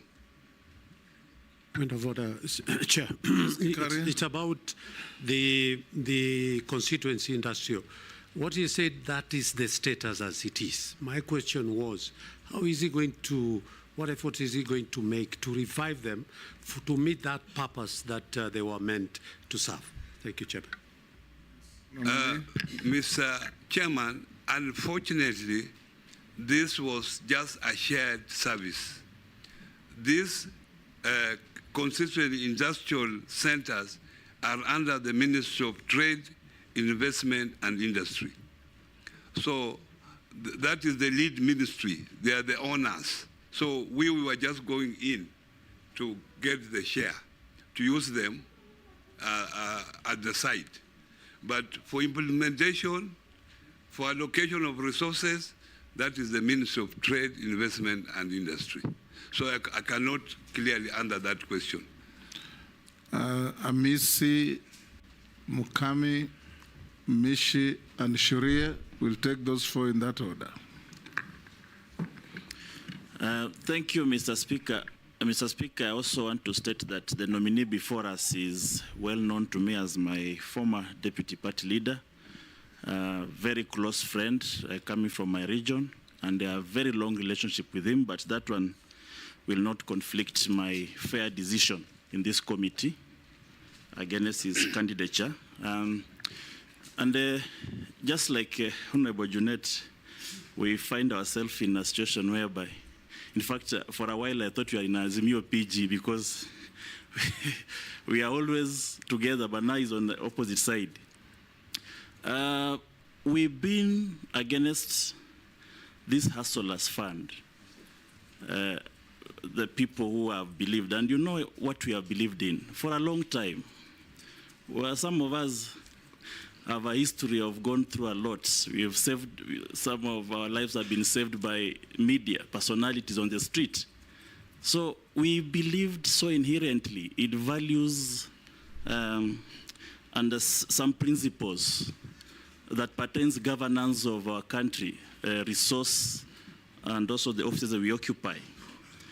From where I sit, we are in a capitalist nation, where the bourgeoisie, the ruling class, controls the factors of production, and the low class, the proletariat, they're the workers, who now we are referring to as the hustlers.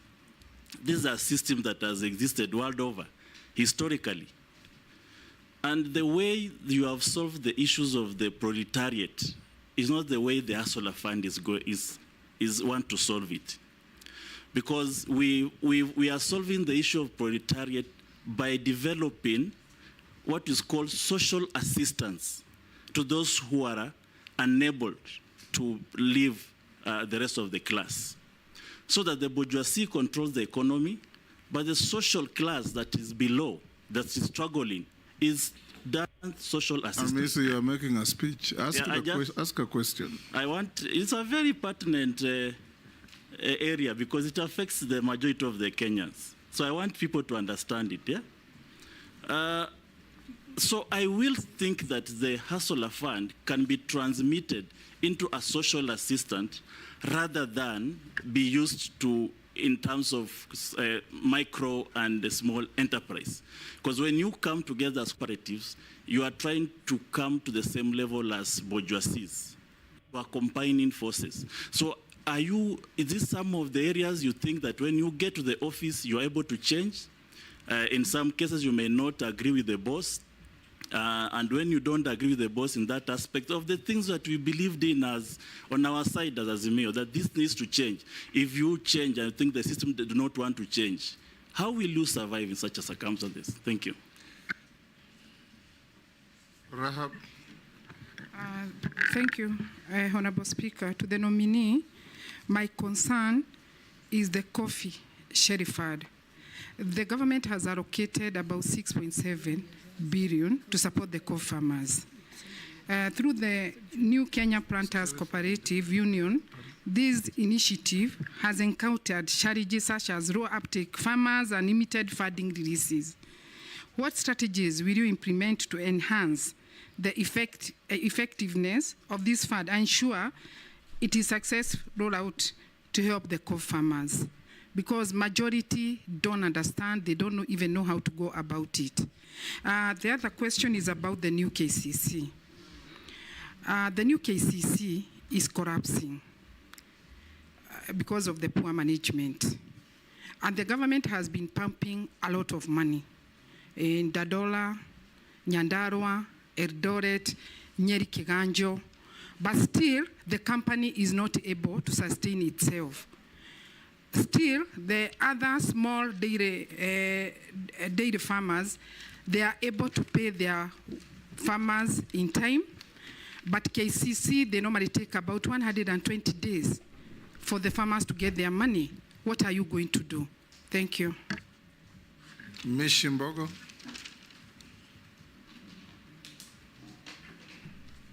Thank you, Honorable Chairman. Honorable Chairman, the nominee used to be my deputy party leader in the ODM, but today I'm here in the appointment committee and I'm being governed by the procedure and rules. My question will be on the succession plan in terms of cooperative movement. I know this has been marred by several challenges, be it governance, management, and so many other issues. I don't know what will be your plan to ensure at least succession plan can be smoothly, noting that you are sharing function between two levels of government, that is the county and the national government. My second question, Chairman, there have been some fraudulent financial organization coming up, like the pyramid, in different ways. And Kenyans are lured, they give a lot of money to deposit, thinking that they're going, they call so many words. Either they say you put a seed, then you'll harvest, I don't know what, in so many ways. What do you think you can propose in terms of legal framework or other mechanism which you're going to put in place so that you safeguard Kenyans from losing a lot of money from such fraudulent activities? The last one, it is the issue of Cusco, which is the umbrella body for the SACCOs. I know there have also been so many challenges and corruption cases, ranging from theft and other anomalies. What are you going to do if you are approved to ensure that this umbrella body, which carries all the SACCOs, can be doing its activities under a legal framework? Thank you, Chairman. Thank you, Mr. Speaker. Mr. Speaker, this is a question that I had posed to the former Minister for SMEs, and I think he left office before he could undertake it. Mheshimiwa Oparanya, the SME Financial Support Services, its framework is not favorable to the Muslim population due to the interest component. If approved, would you consider reforms to mainstream the significant population that feel abandoned? I thank you, Honorable Speaker. You can answer those 4. Thank you very much, Mr. Speaker. Honorable Kaleba Misi has raised this issue of hustler fund, social assistance. As a government, the government definitely is a government for the people. The government that does not take care of its people is not a government, because this government is there voted by the people, and the government, when it comes in office, it has to take care of its people. So social assistance is very critical. But Mr. Chair, social assistance is not within the Ministry of Cooperatives and Micro and Small and Medium Enterprises. Is under the Ministry of Labor. So I think someone from Labor will be able to answer this question more effective than myself. Actually, he answered when he appeared. Yeah, it's there. But us... But you can deal with his issue of now your poll moment. Yeah. Yes. But us, as a ministry, we have taken these micro and small and medium enterprises as our core function. And we are undertaking all that we can to make sure that this particular, because this is where we can create employment in this country. Because this particular sector employs about 15 million people. The Kenyan government, the governments, counties, and the national government put together, they are able to only employ 1 million people. And there can never be an increase, more increase in that. So where our opportunity lies, it is in these micro and small enterprises. And that's why it has become a pillar under the national government. And I think, to me, the president made a very deliberate decision to make sure that SMEs becomes one of the pillars for the economic transformation of this country. So what we do is to create enabling environment. That is our responsibility. We do not fund them. We just train them, tell them, you must be formal, you must be registered, because sometimes they want government tenders, and they cannot do so when they are not properly registered, when they are not properly licensed, they have offices. So we help them, and then we sensitize them that if you get money through other avenues that we have created various funds, this is how you should manage these funds. What we train them on financial literacy. The issue raised by Rahab on the coffee cherry fund, this has been an issue for many, many years in the coffee industry. The problem we have had, and the coffee industry is no different from the sugar industry, which is in my place there, that this government concerned, and if they are cooperatives, the sugar industry, the companies are mainly parastatals, or government has shares there. Because of mismanagement, they take this money and they do not pay the money back. So they become debts. The government has continually written off these debts. But for how long will the government keep on writing off this debt? You know, now there is scarce resources in this country. You can see what happened to the finance bill. There's no more money. I think the system that we have in the recovery of this money, because this is the money that is advanced to the farmers when they sell their coffee, as they wait the money to be paid back through the agents. So sometimes the agents get this money, but they do not remit the money where it is supposed to remit. So it's also a management problem.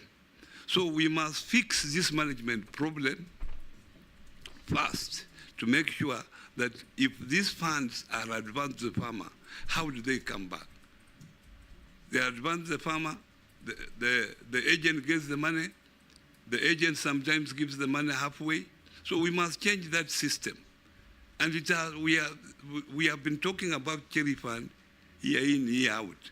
And I remember the other day the president said that there will be a write-off. But how long will this happen? We must go in and solve this problem. Rahab, I can assure you through KPCU, because this is the major culprit, that we will look into this issue. It's the same way with the new KCC. KCC was a very vibrant institution, a vibrant dairy cooperative. But now it is collapsing. It collapsed first time. They changed the name from KCC to new KCC. Government has pumped in money. The other day they were given 600 million. It is again collapsing. Now maybe we'll change another name, new KCC. So this is a problem that we are having in cooperatives, and one of the issue is management. Management is a problem in cooperatives, but I would expect KCC, being a big company, it will have a proper structure that will be able to detect early enough any mismanagement in their financial system. They have not been paying farmers, but when I was nominated, I've actually been sending feelers, and I can tell you that farmers now have been paid up to June of this month. They only are owed dues in the month of July. The succession plan in cooperatives as raised by Honorable Mishimbogo is critical. As a ministry, we must come out with a criteria of how the officials of cooperatives should, one, be elected, those who are on the committee, and even the appointment. Someone is elected to be a chairman, and is a chairman for 30 years until he goes to the grave. And actually, if he stands for election, he wins. It is like the labor movement. When you are there until you go to the grave. So as a government, we must find out what is the problem. And I was thinking very seriously that why can't we create limits? If me, I've served as a governor for 10 years, that was my limit. And as you can see, I'm still very strong. I will be still the governor of Kakamega County this moment. And in fact, I would have gone in and opposed. But because now there was a term limit, I think this term limit should also extend to... We advised your colleague in sports that the same thing obtains there. Yeah. People hold offices in perpetuity. In perpetuity, yeah. So tell us, if you find favor, what are you going to do to manage, introduce, and have succession plans in these cooperatives? Yeah, Chairman, thank you very much. You see, like banks, even sometimes, if you are managing director, you are also allowed to be a managing director for a particular period. You cannot be there forever. And that's what I'm saying, Mr. Chairman, that one of the things, if given a chance, I'm thinking is to create a term limit for even board members, and even if you are CEO. So if it's 3 years contract, you renew once and then you disappear. If you are on the board, you also serve a board for a particular period. Even if you are very good, we say that goodness of yours, take it also elsewhere, so that those people can enjoy that. So that's what I'm going to do. She also talked about shared functions between national and county government. I can tell you that according to the Constitution, cooperatives function is a function of the county governments. But it has created a challenge because there are cooperatives that operate beyond boundaries of constituencies. How do you deal with them? Because the counties can have their own legislation to regulate cooperatives in their area. And they have a right to do so. But what about if cooperatives operate beyond? Like in Western, we have the IG, Invest and Grow. You go in every county in that region, they have offices. How do you deal with them? If Kakamega has a different cooperative legislation, Vihiga has a different one, so how will it, which law will it subscribe to? So we are saying that those cooperatives that operate beyond their own boundaries should then be controlled by the national government. And that, even that's what we did in roads when I was the governor for Kakamega. We agreed roads that go beyond county boundaries should belong to the national government. And that's what I feel. There is already discussions between county government and the Ministry of Cooperative on how this issue is going to be dealt. As soon as it's dealt with, I will be able to advise you, Honorable Mishimboko. The issue of pyramids, they say that you plant money and you get money. Obviously, Kenyans are conned. And what they do, they give you, they say plant 100, plant 1,000, you come, you get 2,000. So they lure you. As you put in, when you put 20,000, then they disappear. That's why we are coming up with these funds and sensitize people that before you borrow any money from someone or someone says there's a pyramid sort of thing, please check with the officers there that is such an institution registered. That's why the government is there to protect its own people by making sure that people are not conned. So go to institutions that you are sure these institutions have offices. The pyramid fellows usually don't have offices. They have offices where you can go and complain and that they are registered. I don't think as a government we can come up with a legal framework to legalize things like pyramid schemes. We will be making a mistake, we will be making a serious mistake, and our people will continue to be conned. Cusco, like KCC, is also new. There was Cusco, the original one, which is under receivership. And now there is new Cusco, which is struggling. So if we decide to put it under receivership also, we will have another new Cusco. We cannot continue like this because Cusco is an umbrella body of all cooperatives. All cooperatives have put there all the money.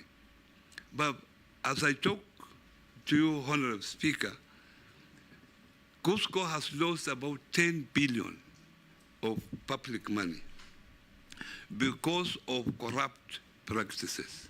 And as a government, we must come in strongly that those people who embezzled funds from Cusco are dealt with. because these people are known. The board was suspended, and we cannot just sit back because people have lost employment. We must follow up and see that this money is recovered, and this is the work that EACC can help us instead of following a squirrel in the name of Wycliffe Oparanya. This is the elephant in the house where 10 billion has been lost, and they can't go for this because they want publicity that now this is the big fish. But where the money has gone, the small fish are there. And there has also been a struggle where the board of Cusco wanted to be registered as a private company so that they also escape. Now they come out of government control. We are saying this cannot happen until this money, which has been stolen from the people, is accounted for. That is what happened with KFA. You remember KFA was a giant company in Nakuru when it was under cooperative movement. It went under private company. As a private company, it was now changed from cooperative to private company. Now it has become a very small. It became KGGCU. Yeah. So this is the escape. Disappeared. They use this as an escape, actually, to embezzle money. But now Cusco, new Cusco, we are going to make sure, this is, when I'm given a chance, this is my first assignment, to see that I focus, because this is a very important organization. But as a ministry, we are proposing that because people have lost their money, we want to introduce also deposit protection fund, like the way it is in banks, or deposit guarantee fund, so that when institutions actually collapse, and it is confirmed that they collapse properly, then members of that particular institution have at least something to fall to. How does an institution collapse properly? Yeah? How does an institution collapse properly? Because maybe it has taken an overdraft, and because of other issues that come up, because also an institution can, because of changing environment, you know, the institution that if a business environment changes, they do not change quickly.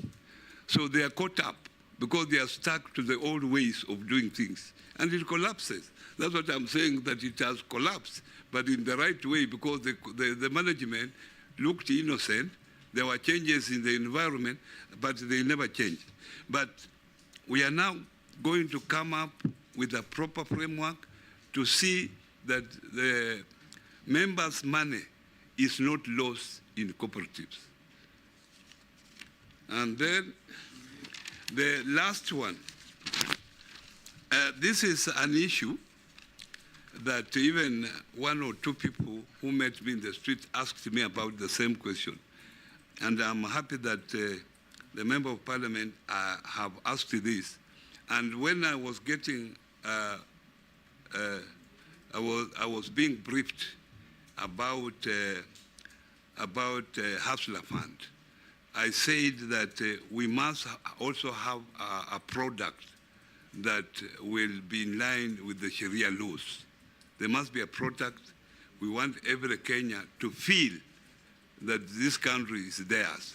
So don't worry, we shall come up with the products that will favor the Muslim community. If I don't do it, please, I've committed myself in front of you that that is now my assignment. Yes, now let's have Honorable Raso, Mule, Robert, and Owen, in that order. Thank you very much. One question each. Thank you very much, Honorable Speaker.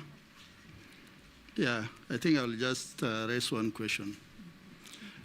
Honorable Paranya, you are the Minister for Planning in the Kibaki administration, and you basically authored Vision 2030, which actually today is a blueprint and is the roadmap for development for Kenya. I don't think there's another more serious document that has come about.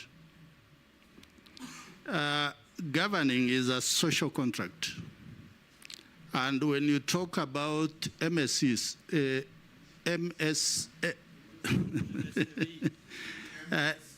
micro, medium, small enterprise, and cooperative is part of our people.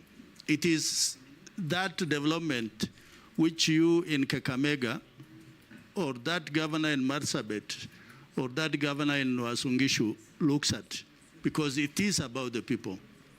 Now, if we put the two together, Vision 2030, and the job, if Parliament approves your nomination, what do we see the link between the two? Thank you, Honorable Speaker. Thank you, Honorable Speaker. I want to pose a question to the nominee with the great experience he has in the government since Kibaki time, and as my colleague said, the author of Vision 2030.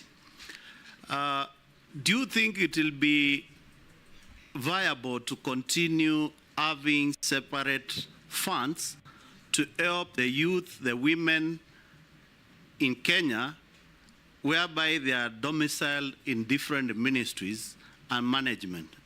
For example, we have Wewezo Fund, domicile at youth, Women Fund at gender, Youth Fund at youth ministry, then ASLA at cooperative. Is it, from your experience, is it viable? And if it's not viable, will you be suggesting to the to the government of the day and the executive whether we can pool these all these funds to one basket, whereby proper management, proper resource, and proper distribution of these funds to Kenyans to help the economy grow? I just want to hear your thoughts on that, because we must do things differently. Robert? Yeah, thank you, Mr. Speaker. Now, cooperative societies are riddled in debt all over. I'll give you an example of when I was elected in Kadhiani. The coffee factories there, the coffee cooperative societies were all in debt and all kept coming to us to try and help them to raise money. I would like you to maybe explain to us how they get into debt, so deeply in debt, and how you as government can be able to help them. But Mr. Speaker, you know, interesting times listening to my leader from Azimio defend the Hustler Fund, which we were very seriously opposing. And I'm also learning a lot. But you have confessed some things here, and I sympathize with you when you talk about how EACC has actually, and you did this on oath, that EACC was actually acting as a political tool, fighting you because of exercising your democratic right in picketing under Article 37. Now, if we are approved, then you will be sitting in cabinet, and you know there's that thing we call collective responsibility. So you'll be part of government. Maybe you can tell us, how will you use that office to ensure that this persecution does not continue again in this country? Thank you, Mr. Speaker. Yes, Speaker. I would like to direct this question to the nominee. You know, there was during President Kibaki's time, there was this famous saying, "What gets measured gets done," and it spoke into the realm of performance management. And I think you were there, the Honorable Speaker was there, and this country's growth during that time was measured on, was actually pedestaled on performance management, which was translated into performance contracts. And we realized that we could actually measure the growth of the country day by day, because every institution in this country, every ministry had the responsibility to measure performance and therefore deliver on certain deliverables. it was also pegged on Vision 2030, which you've been credited to be the author and also the person who ensured that Vision 2030 was implemented. In the last 10 years, we never saw the previous regimes talk about performance management and how to manage performance going forward. As you come into cabinet with this, if approved by this committee, of course, with this knowledge, with this vision, with this experience, how are you going to bring back the good old things that were really helping in the growth of this country? Noting that President Kibaki's time, Kenya really had great performance, and your knowledge on it, your experience, now that we are bringing you in, the new people that are there, how are you going to help cabinet improve performance management, which I think is the best tool to measure performance? How are you going to help this country in that realm? I thank you. Nominee, deal with those four.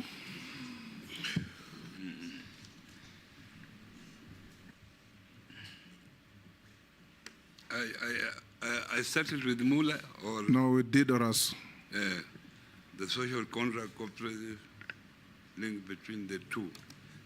Can you repeat that question? I think I missed something out of it. Thank you very much, Honorable Speaker.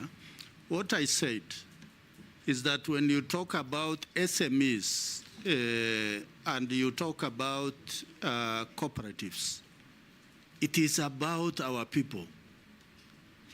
Although we can run away, it is what you call the bottom-up,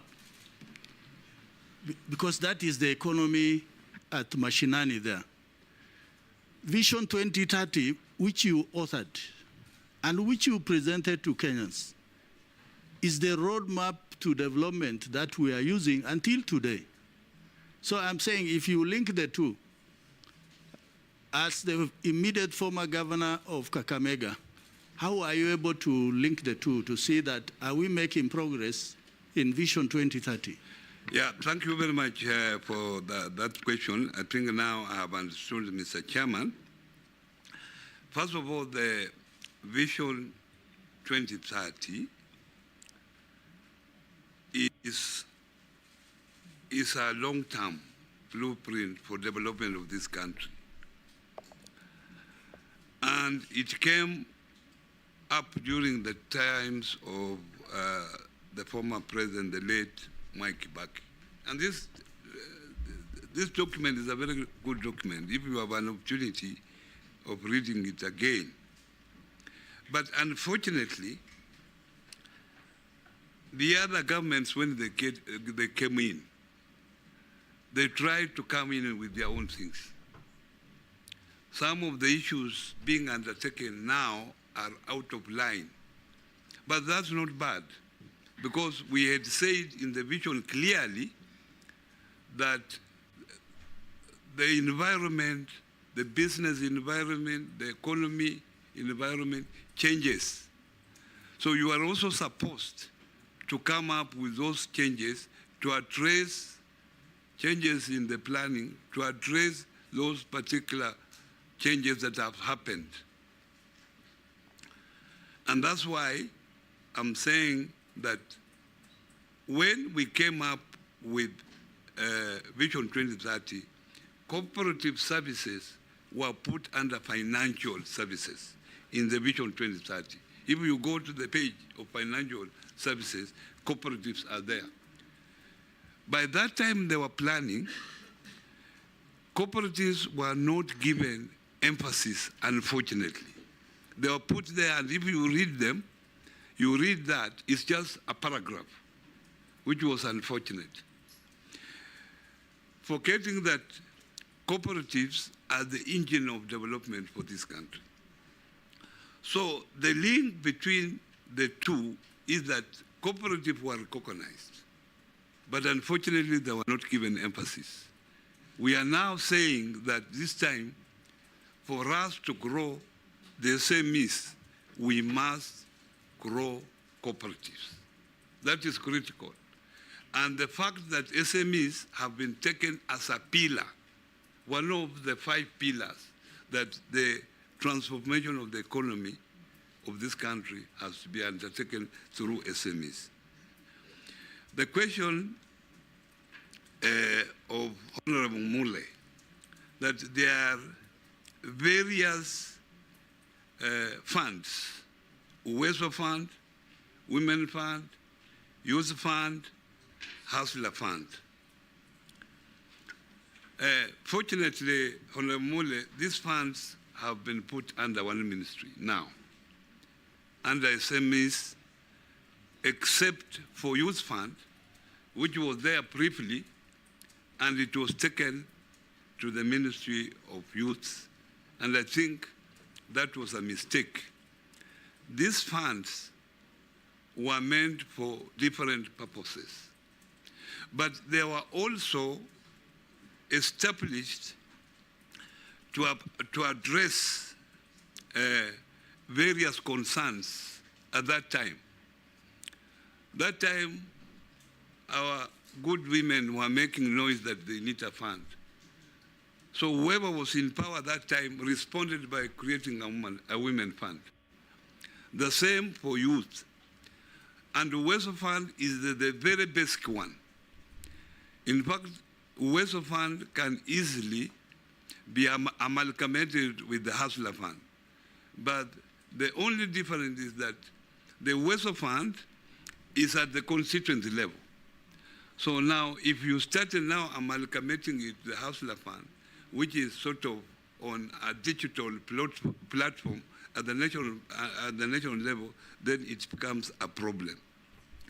But for easy management and proper focus, I will agree with you that these funds be brought together. And let us have departments within those units. And those departments are given a budget. This is 200 million. Make sure that they go to the women. This is a particular, this is 1 billion. Let it go to the youth. This is a particular, this amount is for people living with disabilities. Let it go to that. That will also reduce the cost of running these funds. So we have one board, one management. That is the best way. But sometimes to do this is a political decision to be made.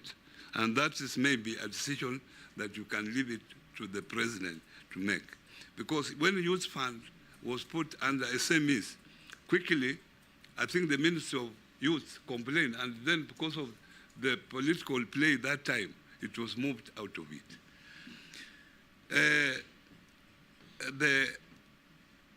The question raised by Robert, MP for Katiani,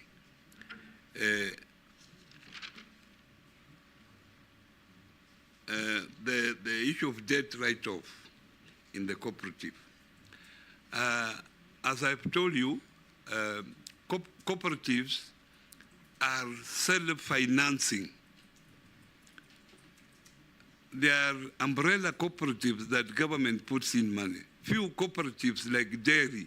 Dairy is a very important sector in the economy, where the government puts in money to make sure farmers get to be paid.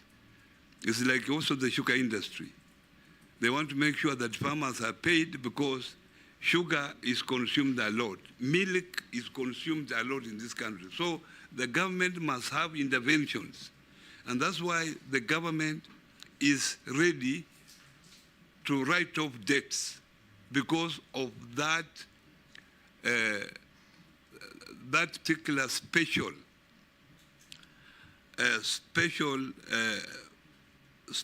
priority of that particular commodity to the people of Kenya. But I've said clearly that how long will this go on with the austerity measures that are there?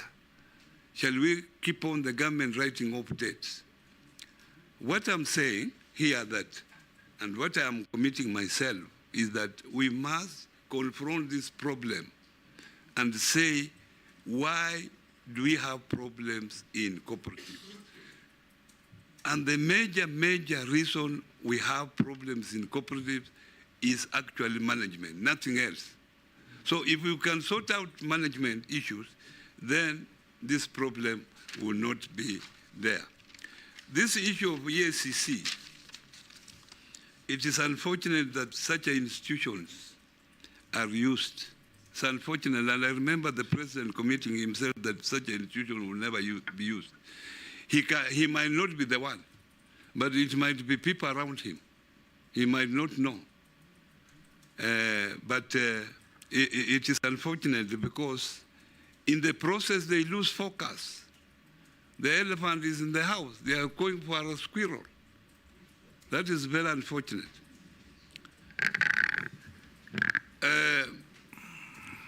The issue of performance contract. I'm happy that, Mr. Chairman, I started performance contracting when I was Minister for Planning, and it worked very well. It was one of the Vision 2030 tech that we have performance contracting. And we wanted this performance contracting to all government institutions, to central government ministries, to parastatal, to agencies, to sagas, so that what you do can be measured. There are targets. Are you able to meet targets? People now sit in the office. Institutions are making losses, but they still continue to be in office. I'm hopeful that as I come to the office, if you approve it, I'll talk to my colleague, Mbadi, who has now taken over the Minister of National Treasury. He has not. Who will? He has not taken over any office. If you have approved it, if you approve it, if you approve somebody to take over the National Treasury and economic planning, because that is where this performance contracting is supposed to be housed, then this is one of the issues that I will take it up, because that was very good. It motivated people to work very hard. When it was being announced at KCC there, some ministers will hide their face because they know their ministries have not done well. So people worked hard. So it is important because we get salaries from the public. So we should be accountable to the public, Mr. Chairman. The last court, George Murugara, Sir George, Daoud, and Mary. Thank you very much. One Mr. question Speaker. each. One question, then the public one I'll ask, I will not ask again. That will be the end of it. Let me ask my own questions to the nominee, because this issue of ESCC is a little bit sensitive, but it's also important that we get the corrective facts, especially as regards the allegations. Number one, ESCC every day starts saying that they sent your file to DPP for prosecution. But you've informed this committee that you did not record a statement, which means you are actually not heard. In your position, would have ESCC recommended a prosecution before hearing you? That is very important. Number two, you went to court. You got a conservatory order. The question we ask is the conservatory order still in force? And if it is, are the proceedings which you took to court still live, or they have been terminated? And if they've been terminated or they've come to an end, what has been the end result? Now, this other one on behalf of Kenyans. It's a fortunate or unfortunate, depending on how you see it, but your side of the political divide told the Kenyans, go and take the Hustler Fund and do not pay. They went, borrowed the money, they have not paid up to a tune of 12 million. Now the shoe is on the other foot. This money needs to be recovered through the revolving system. You are in charge. Will you now turn around and tell the same people that they have to repay the money because the money must be repaid? Thank you, Mr. Speaker. Honorable Oparanya, you have talked a lot about the cooperative societies, so I won't take you back, but you have said it is a management issue. I want to put it to you, it's not a management issue. The issue is, if you do get appointed, is the Commissioner of Cooperatives, together with his officers on the ground, who abate corruption. Because my people have lost 2 buildings in Meru because of no elections are done for the cooperative societies. But it's a problem within the cooperative officials. You have talked about Uwezo Fund and all that. There was a bill, I think about 4 or 5 years back, in Parliament regarding Uwezo, all the funds. It was called Biashara Fund. Maybe you may need to follow it up, how far it went, because I think there was a cabinet paper to move all the funds into one fund, Biashara Fund. By the way, Uwezo Fund in my constituency is doing the best in the country. From 16 million, I have disbursed 61 million. The last one I want to put it to you is the Sasra policy, where the depositor, the savings are supposed to be, they are being told to deposit 10% a minimum, whereas it is very difficult for people to deposit that 10% for minimum. And there are some SACCOs, in particular, I would say, who have not been paid for the last 2 or 3 years, and they are in the media. KTN and Standard, it's been on media as well. They have not even remitted. They have been deducted for the last 2 years. The deductions have been deducted but have never been remitted to the SACCO. So what are you going to do if you do get approved? Mary? Nominee, my question is on MSME.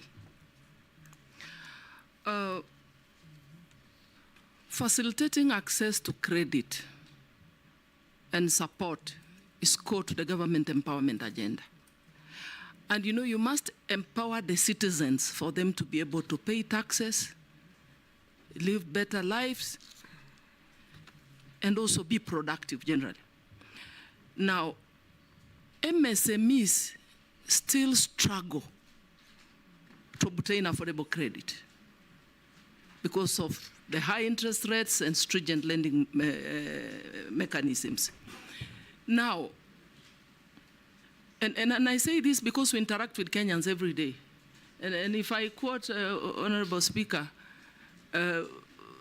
our constituents ask us, nisaidie, ni boost biashara. Times are hard, ile pesa nilikuwa nayo nimelipa school fees. There is market, but I need to boost my business. We have potential business women and men. Those who want to do startups or just boost what they are doing.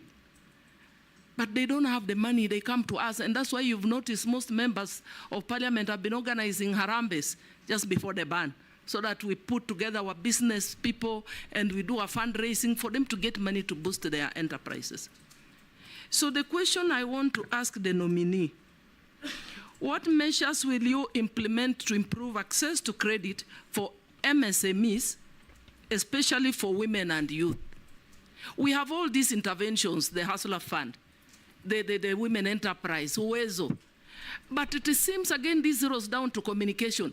Many Kenyans still do not know the existence of these interventions and how they can access these funds.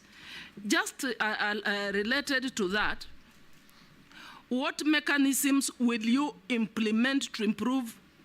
No, I've said that one. What mechanisms will you put in place to bridge the financial gap, promoting responsible investment practices and ensure financial sustainability? That is especially on loan recoveries. Thank you.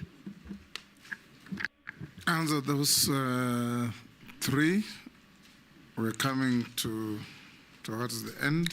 Yeah, George, thank you very much for that question.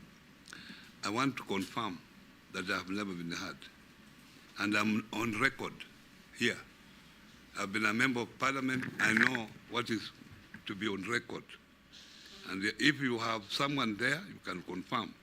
Did you ever take a statement from a man called Wycliffe Ambassador of Parliament? I quote the orders clearly. I said the conservative orders, I quote them. I told you, I told the committee here that my family were being harassed. I was being called that your life is in danger. As a human being, you have to go to for protection. I could not go to report to the police station because the police were against me. I would not know. If I saw the police attacking you, how do you go to the same police to record a statement? So I decided another independent body can maybe listen to me for protection.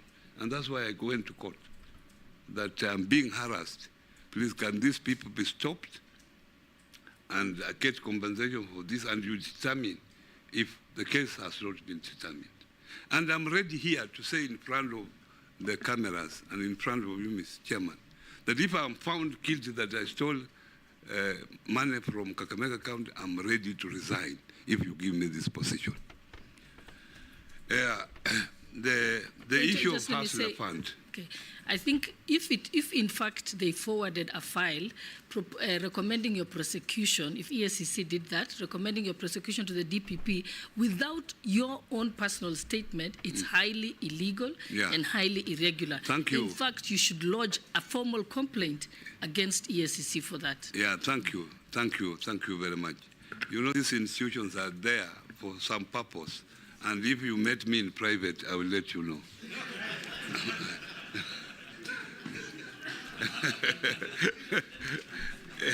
It's not for nothing. Now, the issue of Hustler Fund, I clearly said that I was talking from an ignorant point of view. I've now come in and I've seen the intention of this fund was good. But the only problem was the implementation. So I was out there, I could not get the records. Yes. No, I want to inform the nominee that it is for a fact, and it is in public domain, that the Hustler Fund has failed. What are you going to do about it? I have said clearly that the intention was good, Mr. Chairman. But the fact that it was implemented in a hurry without proper structures. You and already what I'm said going that, to do yes. is that I will make sure that if you give me the chance, I will make sure that proper structures are put in place, that money that is given to the people, out there to our people, it is recovered. It's a revolving fund so that other Kenyans are able to enjoy the money. Honorable Dawood, you have mentioned that the issue is the Commission of Cooperatives. Commission of Cooperatives, is, you see, is one person. I don't want to defend. I don't want to defend him here, but so many cooperatives have collapsed. Maybe yours is exceptional if the Commission of Cooperative was involved directly. But from my study... Point of information, Mr. Speaker. It is not him alone. He's got officers. It cascades all the way to the county and the constituencies. The people under him, together with him, there is a problem. I understood him, nominee, to say that apart from the governance issues that you have said, corruption and so on, the office of the Commission of Cooperatives has not helped. It has been part of the problem. So he was asking if you find favor, what will you do to make that office work? Obviously, I will streamline the office, but as I've said here, I don't want to have a blame game at the moment. Give me a chance to go in there and look at this particular issue so that I can address it and note down in your diary that after a month or so, if you give me the chance, let us discuss about it. Then I will be able maybe to give you the right answer. The issue of Uweso Fund, Youth Fund, Women Fund being put together as Biashara Fund. I told you, I mentioned earlier, Mr. Speaker, that sometimes this issue is political. When you want to put youth fund, women fund together, and the women are complaining, no, we want just our fund separate. The youth are complaining we have youth fund separate. But this will require sensitization.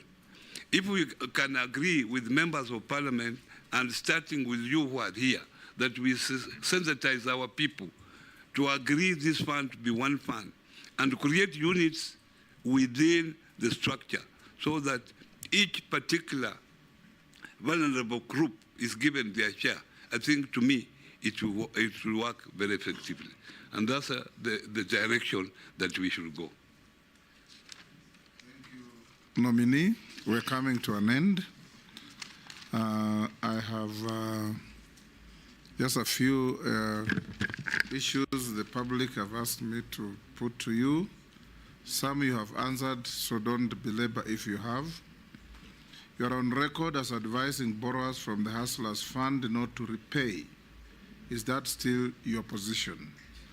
Some chairmen of cooperatives who have been in office, one person says he knows some chairmen of cooperatives who have been in office for over 20 years. What will you do? You already answered that. I've already done that. How will you help SACCOs recover the billions defrauded from them by fraudulent managers of Cusco? Then another one says, you are on record as saying, with money, they can sustain strikes. And the citizen says, with that kind of mentality, how will you deal with MSMEs comprising small-scale traders? I think most of them have answered, except the nurses, doctors. Yes. And the nurses, doctors, Mr. Chairman, when I made that remark, you were there. You were there, and actually it was out of context because of the facts then. It was just a comparison that doctors have a chance, even if they go on strike, to go and work in private hospital and get their money. So if they are striking, they can sustain a strike for a long time, while nurses don't have that chance. That's why I was saying that nurses, they cannot sustain a strike because they have no alternative, while doctors have alternative. That's how it was, and you can protect me because you are there when I was talking. I can assure the Kenyan who asked the question that I was there. Yes, yeah. Lastly, Honorable... Mr. Speaker, before you go there. Yes. Nominee, I doubt whether you'll be able to answer, but it's information from the public. They are saying, please ask the nominee about Metropolitan National SACCO that is collapsing with millions of shillings for hard-working teachers in Kenya. They have never communicated on when the corporate will be refunded their money, and they have started closing down. Please, if you get into the office, save the teachers. Dawood, what is it? No, he has not answered about the deductions being done but not being remitted to SACCOs. Is he going to do anything by employers? Yes. The issue of Metropolitan, I wouldn't know the right facts, so maybe Honorable Muli, I will look into that and maybe come back to you, because I don't know it even, but let me take it up. Deductions without remittances? The issue of deduction without remittance, Honorable Chairman, in fact, this is a serious issue. At the moment, about 2.1 billion has been deducted from members and not remitted. And the most culprit is the county governments, that they deduct and they do not remit. This is a serious issue, And I think it can only be sorted out when we are in, where we will involve county government and of course national government. In fact, the cooperatives were pushing that their money should be deducted at the treasury from those affected counties. But in law, that is not acceptable because the law does not allow that. So these are things that we can just sit down and see how best to do it. Nominee, as we come to an end, yes, Majority Leader. Mr. Speaker, before you conclude, you know the suitability of all these nominees. Part of it is largely hinged on integrity, in line with Chapter 6. And CS nominee, you have just said on record there that should you be found guilty, you asserted you would be ready to resign. Confirmed. Confirmed. Now, I want to ask you to flip that. That says if found guilty, if charged by DPP, taken to court and found guilty. Yes. In your view, should it be the perception that is there, or should it be on the basis of being under investigations, or should that process be at the point where you are found guilty following due process in a court of law? At what point, ideally, would you resign? Obviously, Honorable Chunga, I'm talking about a due process. There must be a due process. If there is another issue, it should be, a file should be there, it should be taken to PPP, because that is the one.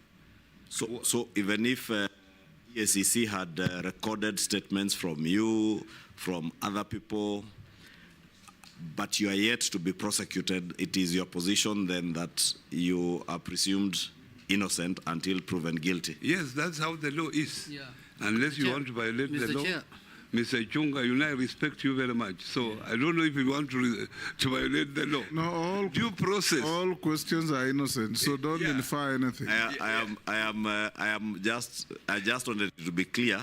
Yeah. Because in other jurisdictions, like in the US and in many other Western democracies, people, even on the assumption or the impression that they are under investigations, there are people who choose to resign. So I just wanted that clarity, that you want us and the country of Kenya and yourself to follow due process as stipulated in our laws. Yeah. Thank you, Chair. That's what I said. Chair, you see the beauty of this committee, the chairman is a lawyer, the vice chair is a lawyer, so we're well covered in terms of law, in terms of knowing the law. You see, Mr. Chair, whatever that's happening, whether it is AUCC, DCI, they remain allegation until they are proven in a court of law. This country has gone through that process long time. One time we elected a president and deputy who were charged even in ICC. So these things are just rumors in town here until they are proven in court. Nominee, as we finish, yeah. I don't have questions to you, but I want to encourage you. Order. I want to encourage you that in the event you find favor and get this position, the bedrock of our economy for the ordinary people lies in cooperatives. And you yourself have said they suffer from serious governance issues. They suffer from serious mismanagement, frauds, thefts, name it. Every single village in this country has a story to tell about losses through cooperatives. It's a nightmare.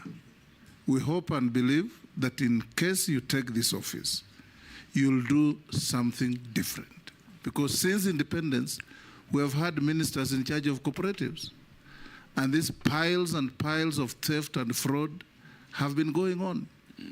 So we hope that you may find favor. If you do things differently. Thank you. Lastly, I want also to confirm to the public, because of what has been going on in the media, that this committee instructed the clerk of the National Assembly to write to the DPP and confirm whether there were proceedings of a criminal nature as had been publicized going on against you. I want to tell the public that the DPP wrote back to the clerk of the National Assembly and said there are no investigations or proceedings of a criminal nature going on against you. You are hereby released to go. Oh, sorry. I have to ask you a few other things.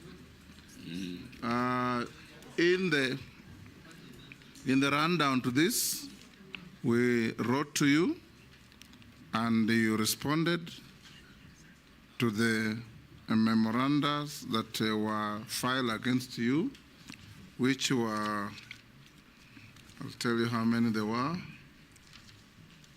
There were 29 in number.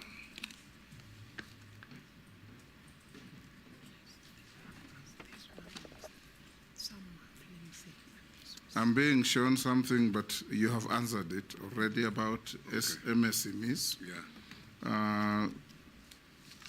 Lastly, I'll ask you these mundane questions. Have you ever been adversely mentioned in any integrity-related report or investigations? No. Do you hold any leadership position in any political party?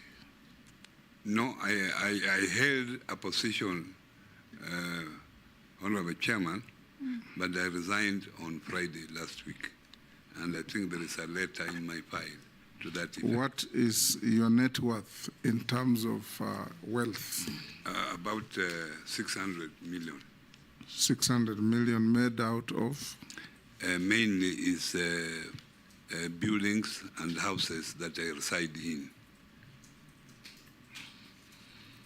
We'll leave it there. We wish you well.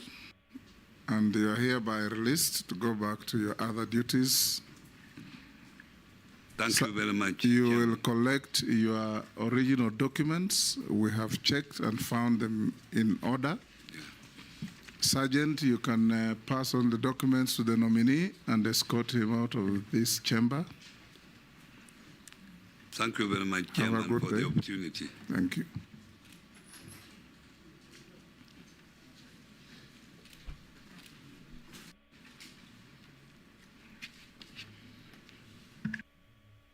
Honorable members, we'll break for lunch. I don't know if it's late lunch or early dinner. And resume at 4:40. 4:40.